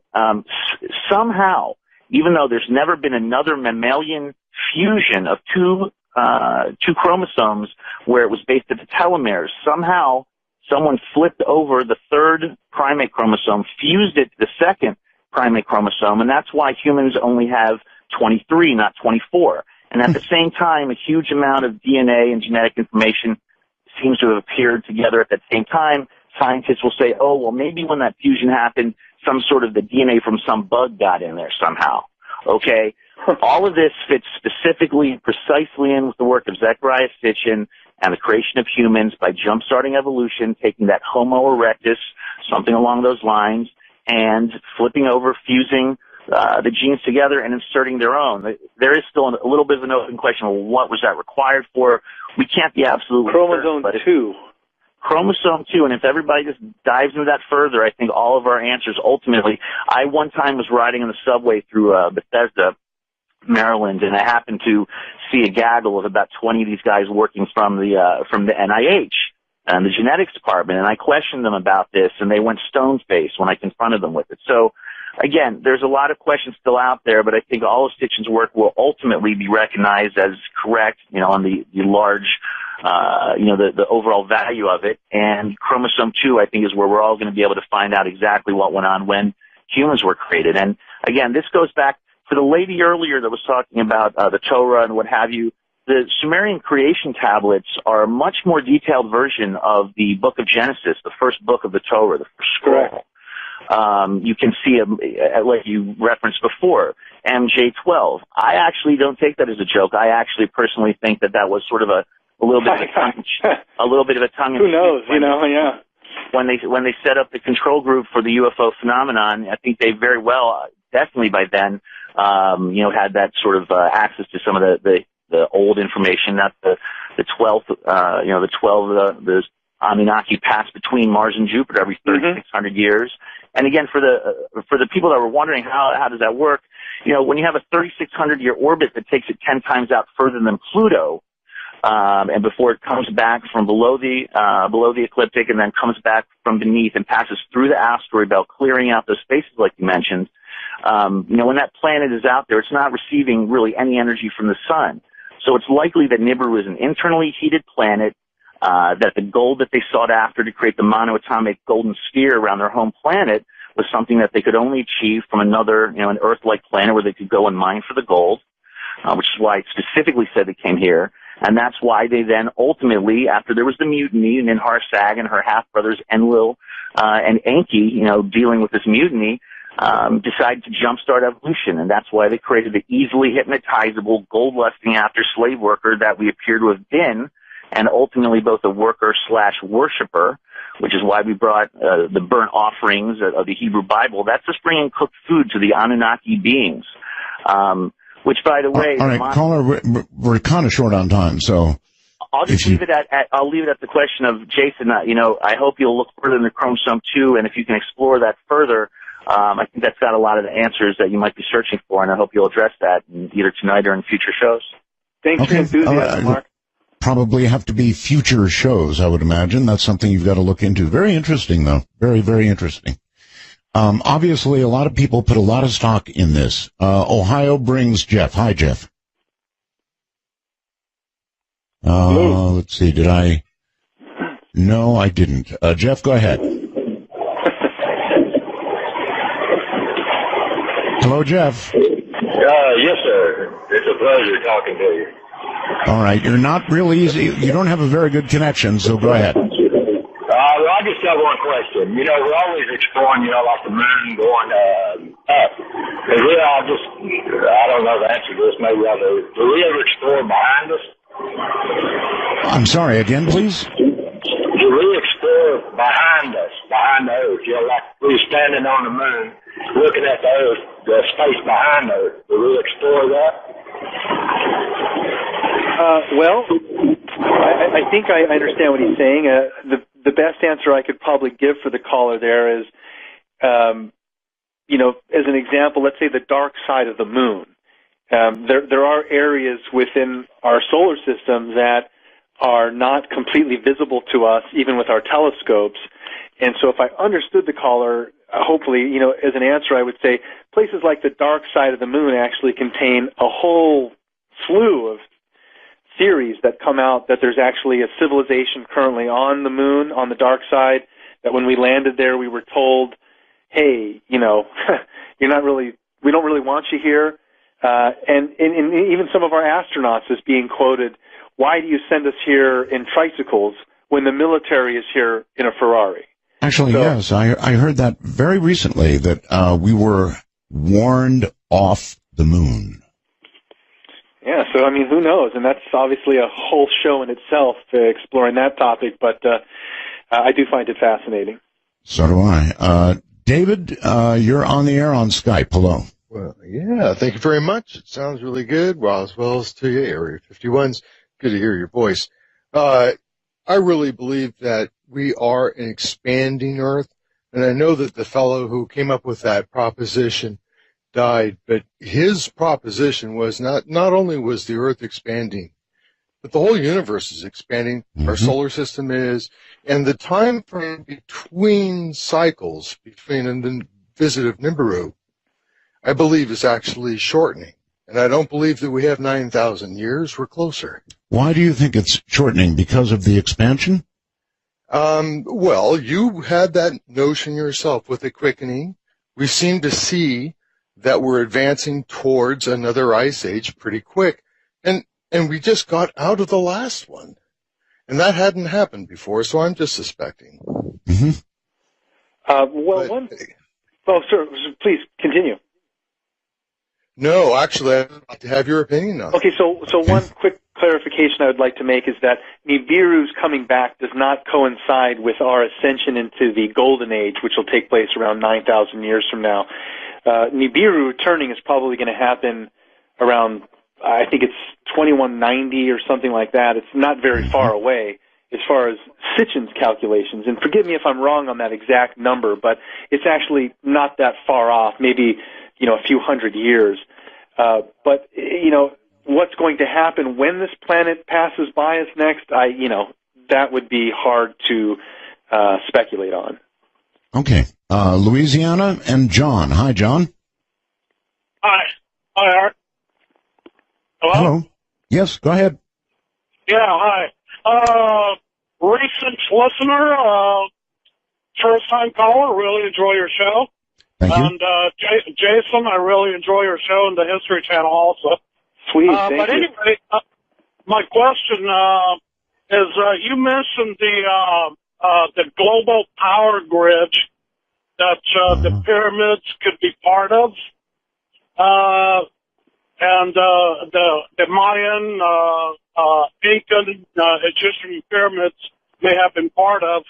Now, has anyone ever drawn lines between all these locations to see if any kind of pattern emerges? And could there be other places that haven't been found yet? Let's say, for example, could the Bermuda Triangle be kind of a focal point for that power grid? Okay. Well, it's a great question. Answer it like this. The geodetic sites like Stonehenge and Giza is actually on the exact center point of our landmass.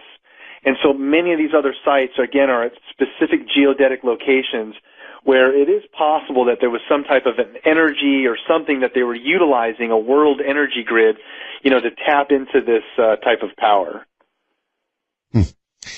He asked about lines, whether...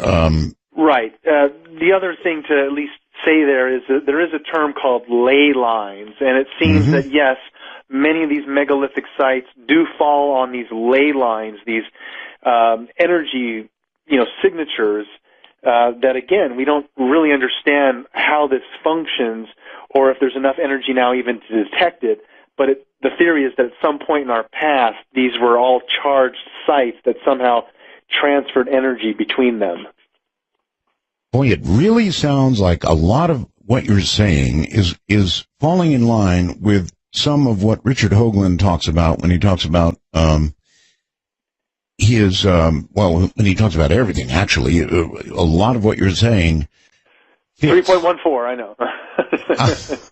Well, it does. Let's see. Texas brings John. Hi, John. Hello, Art. The Sirius is really cool. I just stopped the broadcast so I can listen to myself later. Speaking of chromosomes,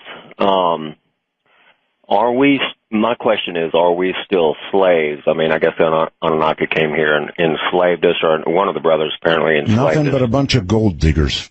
Right. And so I saw with a friend a UFO when I was young, and that wasn't a problem. And then when I got a little bit older, both of my sisters on separate occasions showed me UFOs. One out of my older sister's bedroom window at night behind the curtains. They were flying around the house, and I said, what are they here for? Or what are they doing? She said, well, they're here to protect us. The next one was my younger sister out of my bedroom window at night. And this relates, how does this relate to Jason's? Well, okay, it has to do with slavery. Okay, speaking of chromosomes, because nothing happened to me, and how did my sisters know to point out these UFOs? Well, I actually love the caller's comment and question, and I'd answer it this way. There's an excellent 12-hour miniseries by Steven Spielberg called Taken, and it shows the involvement, and even Art's obviously a playoff in there with driving around in his trailer with the genetic little girl, which I'm sure you're familiar with. But Taken is an excellent series that shows these lineages, the lineage track through an abduction channel.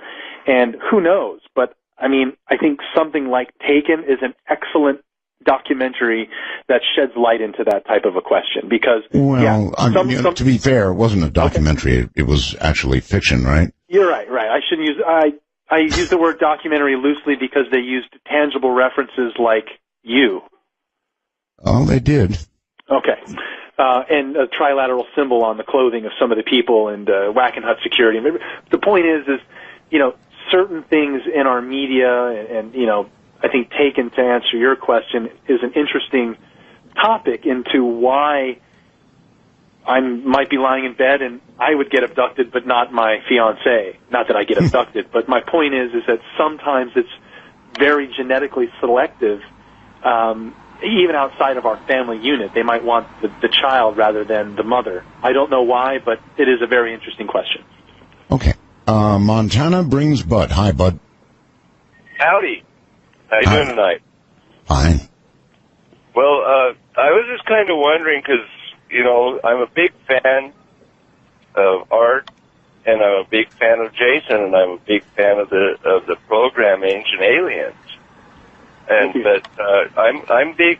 Jason talked a little earlier about how different solar systems in the universes actually get closer to each other, and that gives us an ability to fly from one to the other as aliens go. And I was wondering, because I'm into this, like I was in Alaska when Hale-Bopp went by, and it was beautiful up there. I mean, wow. Did you guys see this? Did you read Discover magazine this month with this new comet that's coming in that they discovered like about... Ison, you mean? You're talking about Ison? There's another comet coming in. Are you referring to Ison? And they said it left the Oort cloud. Sir? Can you hear me? Hello. Can you hear me? Hello. Are you talking about Ison? Yep. Okay.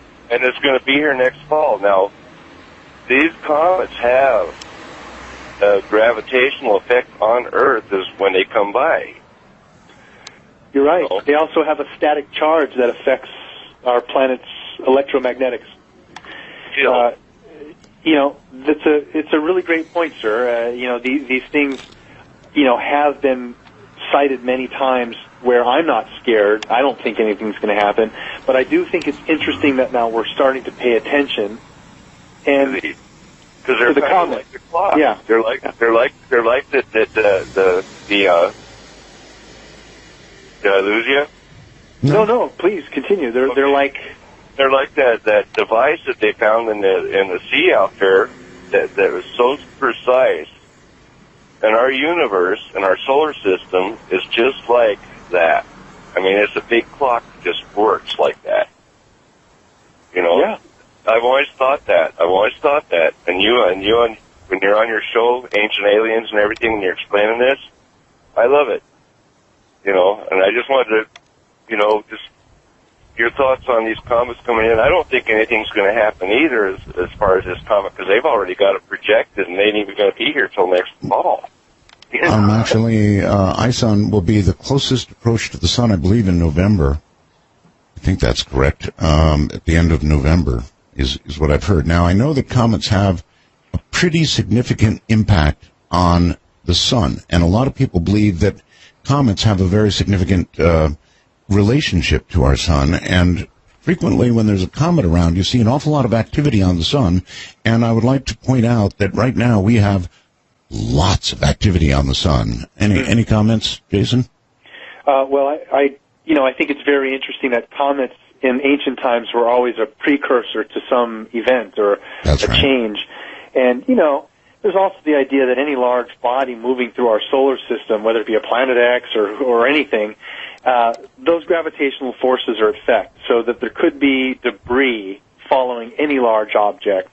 So that, you know, if we were to start seeing a inflection of a lot of comets, maybe that's a precursor to something else, you know, headed this way. Okay, hold it right there. Let's go here. California, and Mike, hi. Hello, Art Bill. It's been a long time since I've heard you. Last time I was listening to you were on FM. You could probably tell me how many years ago that was, but I just recently got a vehicle with satellite radio and rediscovered you and been listening tonight. And, Jason, I've got a big question for you in regards to biblical prophecy. Okay.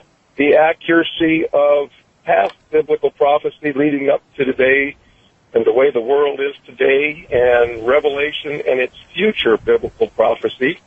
Seems to me like somebody would have had to have an ability to travel through time to be as accurate as the Bible is and has been. I'm a born-again Christian, and I definitely believe that God created everything, the heavens and the earth, and that He is outside of time. And there you go, Jason. He caused this Bible to be written for us, basic instruction before leaving Earth. And I just wondered what your take on the future biblical prophecy about Jesus' return and the way that the world is going today is to me, it seems like it's very, very accurately predicted in the Bible.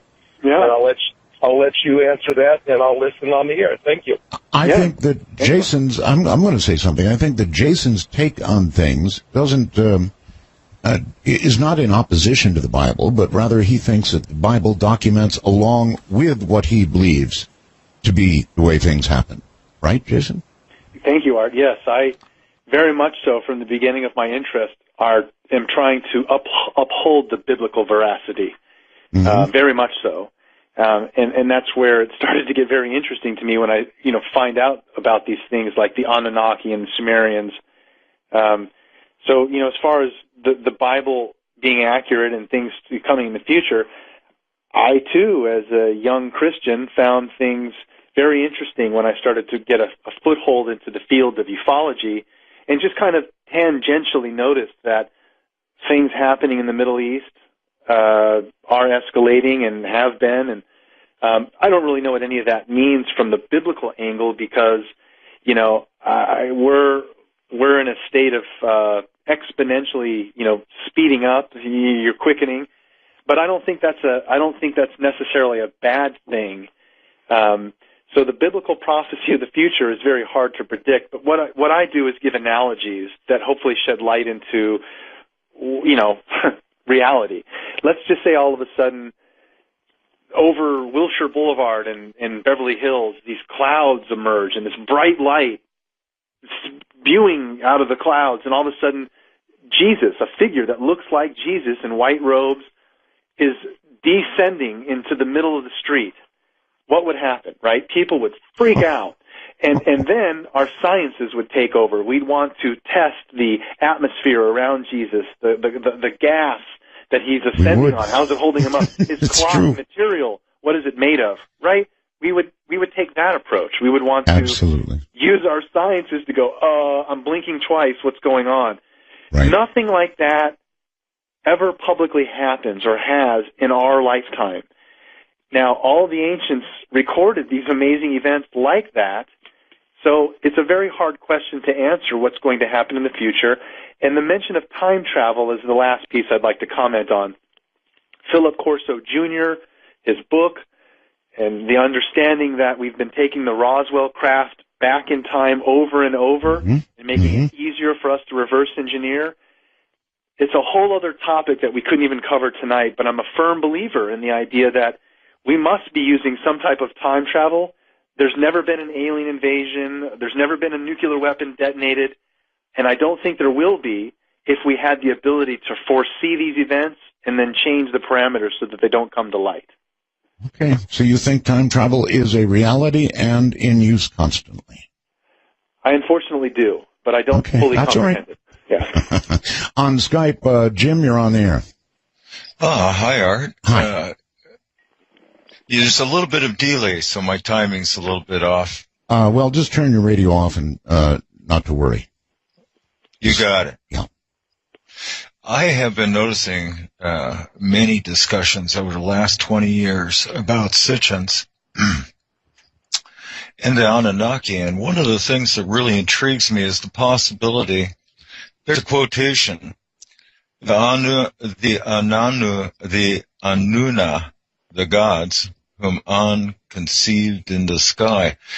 And, I've always conceived of a visiting civilization, inhabiting a planet or a really huge, orbiting object of some sort. And I wonder how much thought the gentlemen have put into that concept of visiting gods on a planetary object. Quite a bit, apparently. Jason? Right. Well, if I understood the question, the idea that we've had gods visiting us and they're coming from, a spaceship / planet. Nibiru has been in question for ever since the idea that there is a Nibiru, a planet that we potentially have ancient gods that live on. Is Nibiru a spaceship? Is it a planet? All of the evidence points to the fact that it's an actual planet based on the descriptions by the Anunnaki given directly to a human being and written down. The Nibiru is a very mountainous planet. It has very high mountain peaks and very low oceans. How do we know this?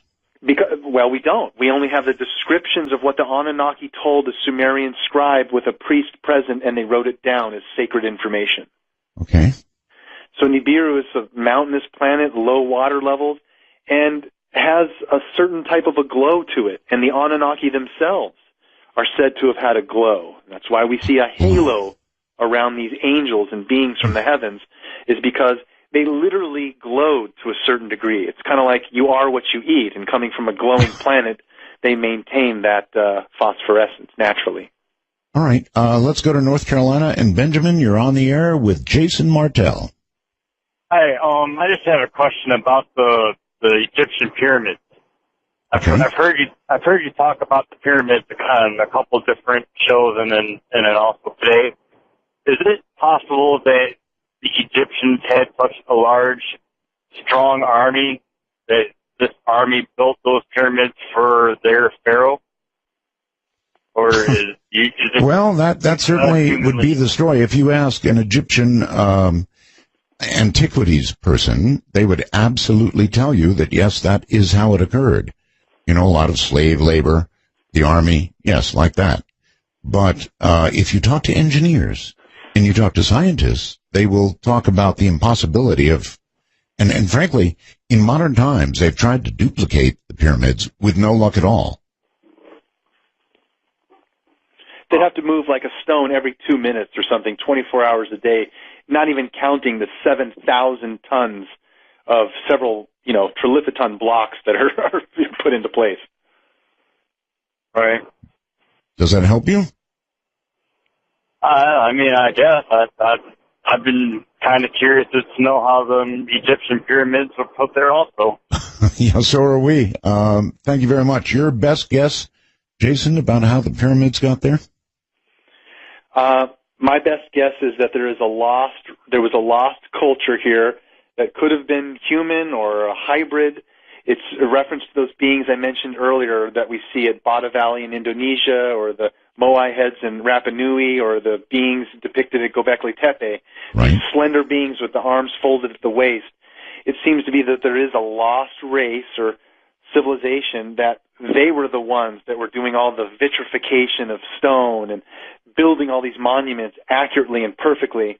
And then all the cultures that we now know of have retained that information as best they could.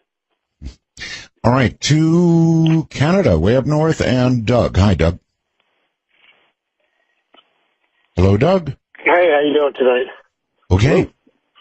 Hey, Art. Hey, James. How you doing?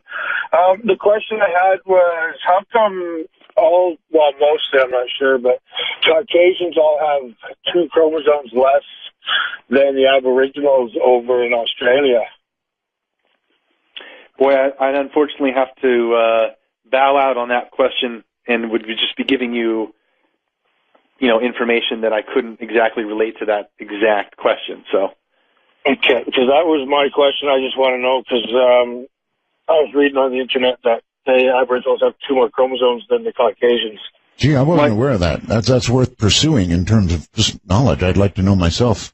Yeah. I thank you. And I know a caller earlier, my friend Mark, who, brought up chromosome 2. I don't know if that ties into that at all, but, again, our genetics, I think, the deeper we look in there, the further out we might realize we actually come from. You mentioned something earlier I've been curious about for a very long time, Jason, and that is so-called junk DNA.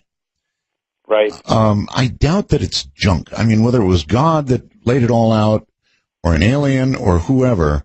We could be offending somebody by calling it junk. Yeah, referring to it as junk DNA, probably, I guess I don't buy that. It means something. Yeah, it's kind of like your tonsils. It does something. We just don't know what it is. All right. To North Carolina again, and Les. Hi. Hey, Art. Many Roswells to you. Jason, according to your the best math available, where would Planet X be coming from? And I'll take my answer off the air. Thank you guys. That's a really, really, really good question. If you were going to look in a direction, Jason, and you were directing a telescope to keep an eye out, where would you tell them to look? The southern skies. That's actually a great question because it ties into what I kind of wanted to touch on earlier, but hopefully for a future show we'll dive really deep into the whole idea of a Planet X and its current orbit because, everyone up to this point is plotting Planet X on an orbit that's just around our one sun. So if we think about the fact that we're binary, Planet X is probably, if it does exist, it's orbiting 2 suns. That's why it can go way out there and loop back around. There might be another gravitational field because of our second sun that causes it to swing back this way. Okay, just a basic question, Jason. Why can't we see the second sun? We can't see the second sun because we don't know where it is. Well, but a sun, by its nature, even if it's a red dwarf or not particularly bright, is bright compared to other objects, right? It is. It is, Art. It is. But when we flip on the telescope, there's like 2,000 suns and rogue planets floating around, and we don't know all of their trajectories. We choose and pick ones that are interesting to the scientific community and track it. But there's very large possibilities that we've already taken astronomical plates of the southern sky, and Planet X is in there, but we just don't know which one it is. Okay. All right. Let's go to California and Danny. Hi, Danny. Hi, Art. How are you? Fine. I just wanted to talk about maybe some of the other artifacts found that might support some of the strange buildings in Egypt, and just talk about a little bit more of some of the things that were found. Okay. Well, I'd like to make a comment then about Egypt, which is very interesting for our view of the past. There is a series anyone can rent or check out called the Pyramid Code, and it was produced by an awesome lady named Dr. Carmen Bolter. And what this shows in the Pyramid Code is the fact that the Egyptian culture, the earliest Egyptian cultures, existed in a matriarchal state, where we're now in a patriarchal state. What this means is there was a time in the earliest Egyptian dynasties where they were in complete harmony with nature. There was a balance between male and female, and it wasn't this male-dominated society that we have today. And so a lot of the a lot of the hieroglyphics and various scenes depicting ancient Egypt in the early dynasties are not viewed correctly through our current patriarchal male-dominated state. If we could understand the context of ancient Egypt where there was more of a balance, there are things that we just don't understand. And let me give you one little example. We think we have 5 senses. The Egyptians, the early Egyptians, believed in 360 senses. And somehow the pineal gland and various other glands within us are like muscles. And over thousands or maybe just hundreds of years, we've not exercised those muscles, and they've shrunk down to 5 senses. But it appears the ancient Egyptians could literally stand in front of you and just size you up and know things about you far beyond what we understand today. Okay. To Canada and Dave. Hi, Dave. Many Roswell's Art. Hi. Hi. I was sort of wondering, Jason sort of mentioned, I guess he sort of already answered the question in a way, but, you know, like you see these representations of, like, space shuttle-looking things and airplanes, and then you have the astronauts, you know, with the helmets almost looking. Rockets, light bulbs, lots of stuff, yeah. Yeah. So, I don't want to start another show. Well, actually, that'd be great, but, do you suppose that the military maybe has like, say, back in the 60s or something, has some sort of time travel technology where the space men that we know today could possibly be what they saw back then, like that they might have traveled to the past? What a fascinating question. That's a good one. What a truly fascinating question. Thank you. Yes, they did draw these things that we have today. So could that be a function of time travel? Something they observed from perhaps our relatively recent future? Yeah. I mean, in other words, by the time we create time travel, some of these things would be seen back then because we caused it to occur. Jason? Well, a lot of the theories, too, around some of the descriptions of, you know, the grays as an example, it's some people hypothesize that on our evolutionary track of going into space, we'd use less of our limbs and more of our cerebral, and so we might actually evolve into a state of looking like a gray. And so that's why they're coming back and messing with us, is because that's us in the future, just thousands and thousands of years evolved into a space race. Not sure about that. But I do think it's an interesting idea to look at it from the idea that, yes, time travel, I do believe, is something that we have access to now. So why wouldn't we have also gone back into the past and flown around and done stuff? And yeah, I mean, if that's the case, it makes sense that ancient man very accurately was depicting us using conveyances of flight with some type of time travel device slapped on the wing or something, you know? Could be. Brandon in Canada. Hello? Brandon, hello. Okay, I never heard you say my name. I was listening about your talk on the Bible, and are you aware that the Bible talks about in Revelations the asteroids, the asteroids that are going to be the weight of a man coming down, the powers of the heavens being shaken numerous times in the New Testament, frightful sights in the heavens, another flood coming.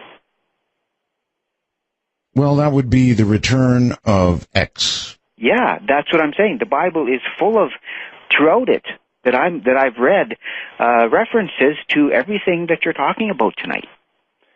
Right. Well, you know, the book of Revelations, Wormwood, Armageddon, there are various biblical terms that, yes, seem to tie into other cultures and even earlier versions of the tale. But as we get more clarity into the topic of Armageddon, I still, for me personally, don't fear or think that it's coming on its way, simply because of all the evidence that we're finding scientifically, like this larger cycle of time that lasts 24,000 years, and the ancients, like the Mayans and various other cultures, tracked it. We're only here for a speck of time, and I don't want to be too hubristic to think that within 100 years it's all going to go down. Okay. Illinois, Lauren, hello. Hey, how's it going, Art? Fine. I was wondering if Jason thought ISON and Planet X had some sort of connection. ISON and Planet X? Yes, I think it's interesting that a lot of comets have a very similar elongated orbit, similar to what Planet X's orbit is, where it extends beyond our solar system and possibly passes through the Oort cloud, which is essentially another asteroid belt just billions of miles out there. So, whether it's Planet X or a comet, there could be, and there's science behind this, the term nemesis, someone can Google it, but there's research to show that the asteroid belt that's out there, the Oort cloud, could be maybe Planet X, or comets somehow dislodge debris from there and periodically bring them towards us. And that's possibly what could have killed the dinosaurs. Does the fact that ISON is now becoming visible and becoming close, and will make a close pass to our sun, does that mean that X may be close? I think if we see an influx of more solar activity of objects and debris coming into the inner solar system, yes, I think that should raise a concern. Because, if there is a large planet, it's going to have a lot of debris and comets that get stuck into its gravitational pull in front of it and behind it.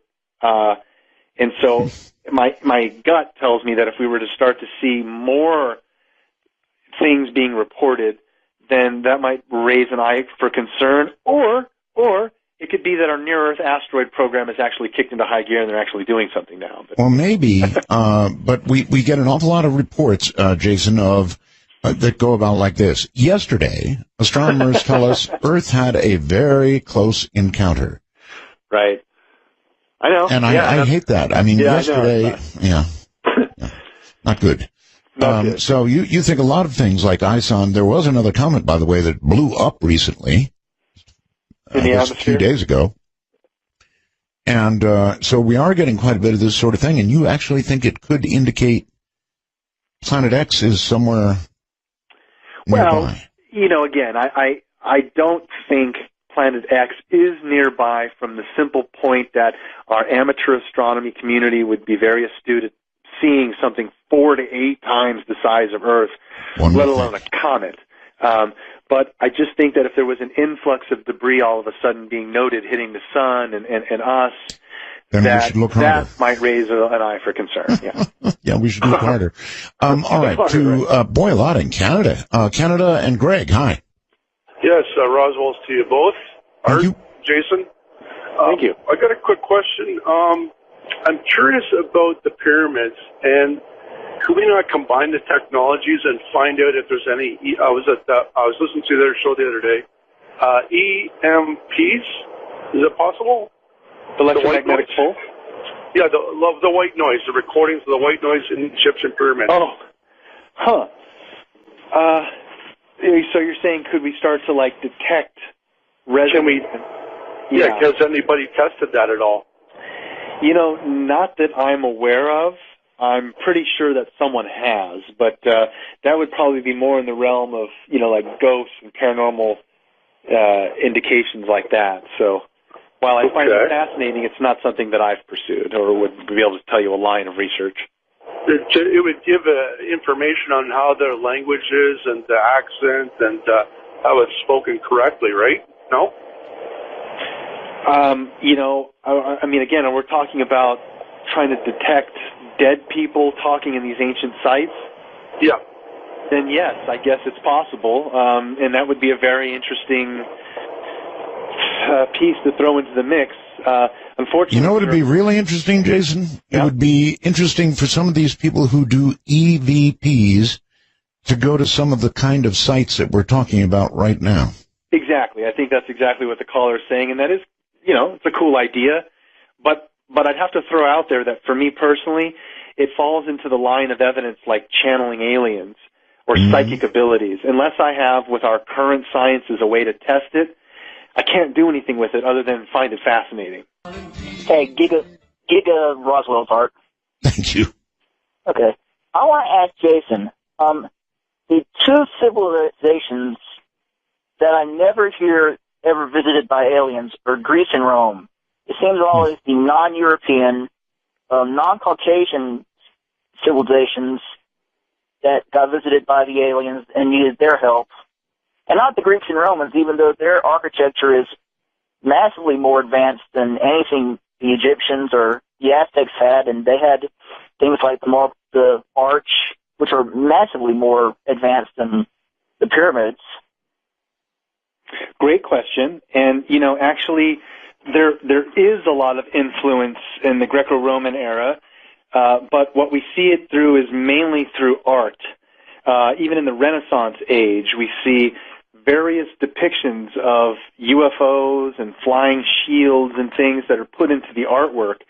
And really, when we talk about Greek and Roman mythologies, it's always around 12 gods, which is exactly what the Sumerians talked about, their 12 gods, the gods coming from this 12th planet, and a whole systematical breakdown of time and measurement of 12 hours in a day, 12 inches in a foot, 12 in a dozen, the 12 zodiacal houses of the zodiac, breakdown of the heavens. All of that comes from Sumer, and I think is spidered out to other cultures like the Greeks and Romans picking it up as well. All right. Illinois and Dwayne. Hi, Dwayne. Hello? Hello? Diane, I'm sorry. that's okay. I had a question. If we're truly binary, as Jason believes, is that what's causing the effect? And what effect does that have on the Earth? And is it possible that's the explanation for some of the catastrophic things we're having and the warming of the planet and that kind of thing? It's a good question, Diane, and I think all of them are connected to some degree, but how I'd answer it is this idea that there's this larger cycle of time based on a binary orbit is very interesting because anyone can even study things like in the Vedic ancient texts, they called it the yugas.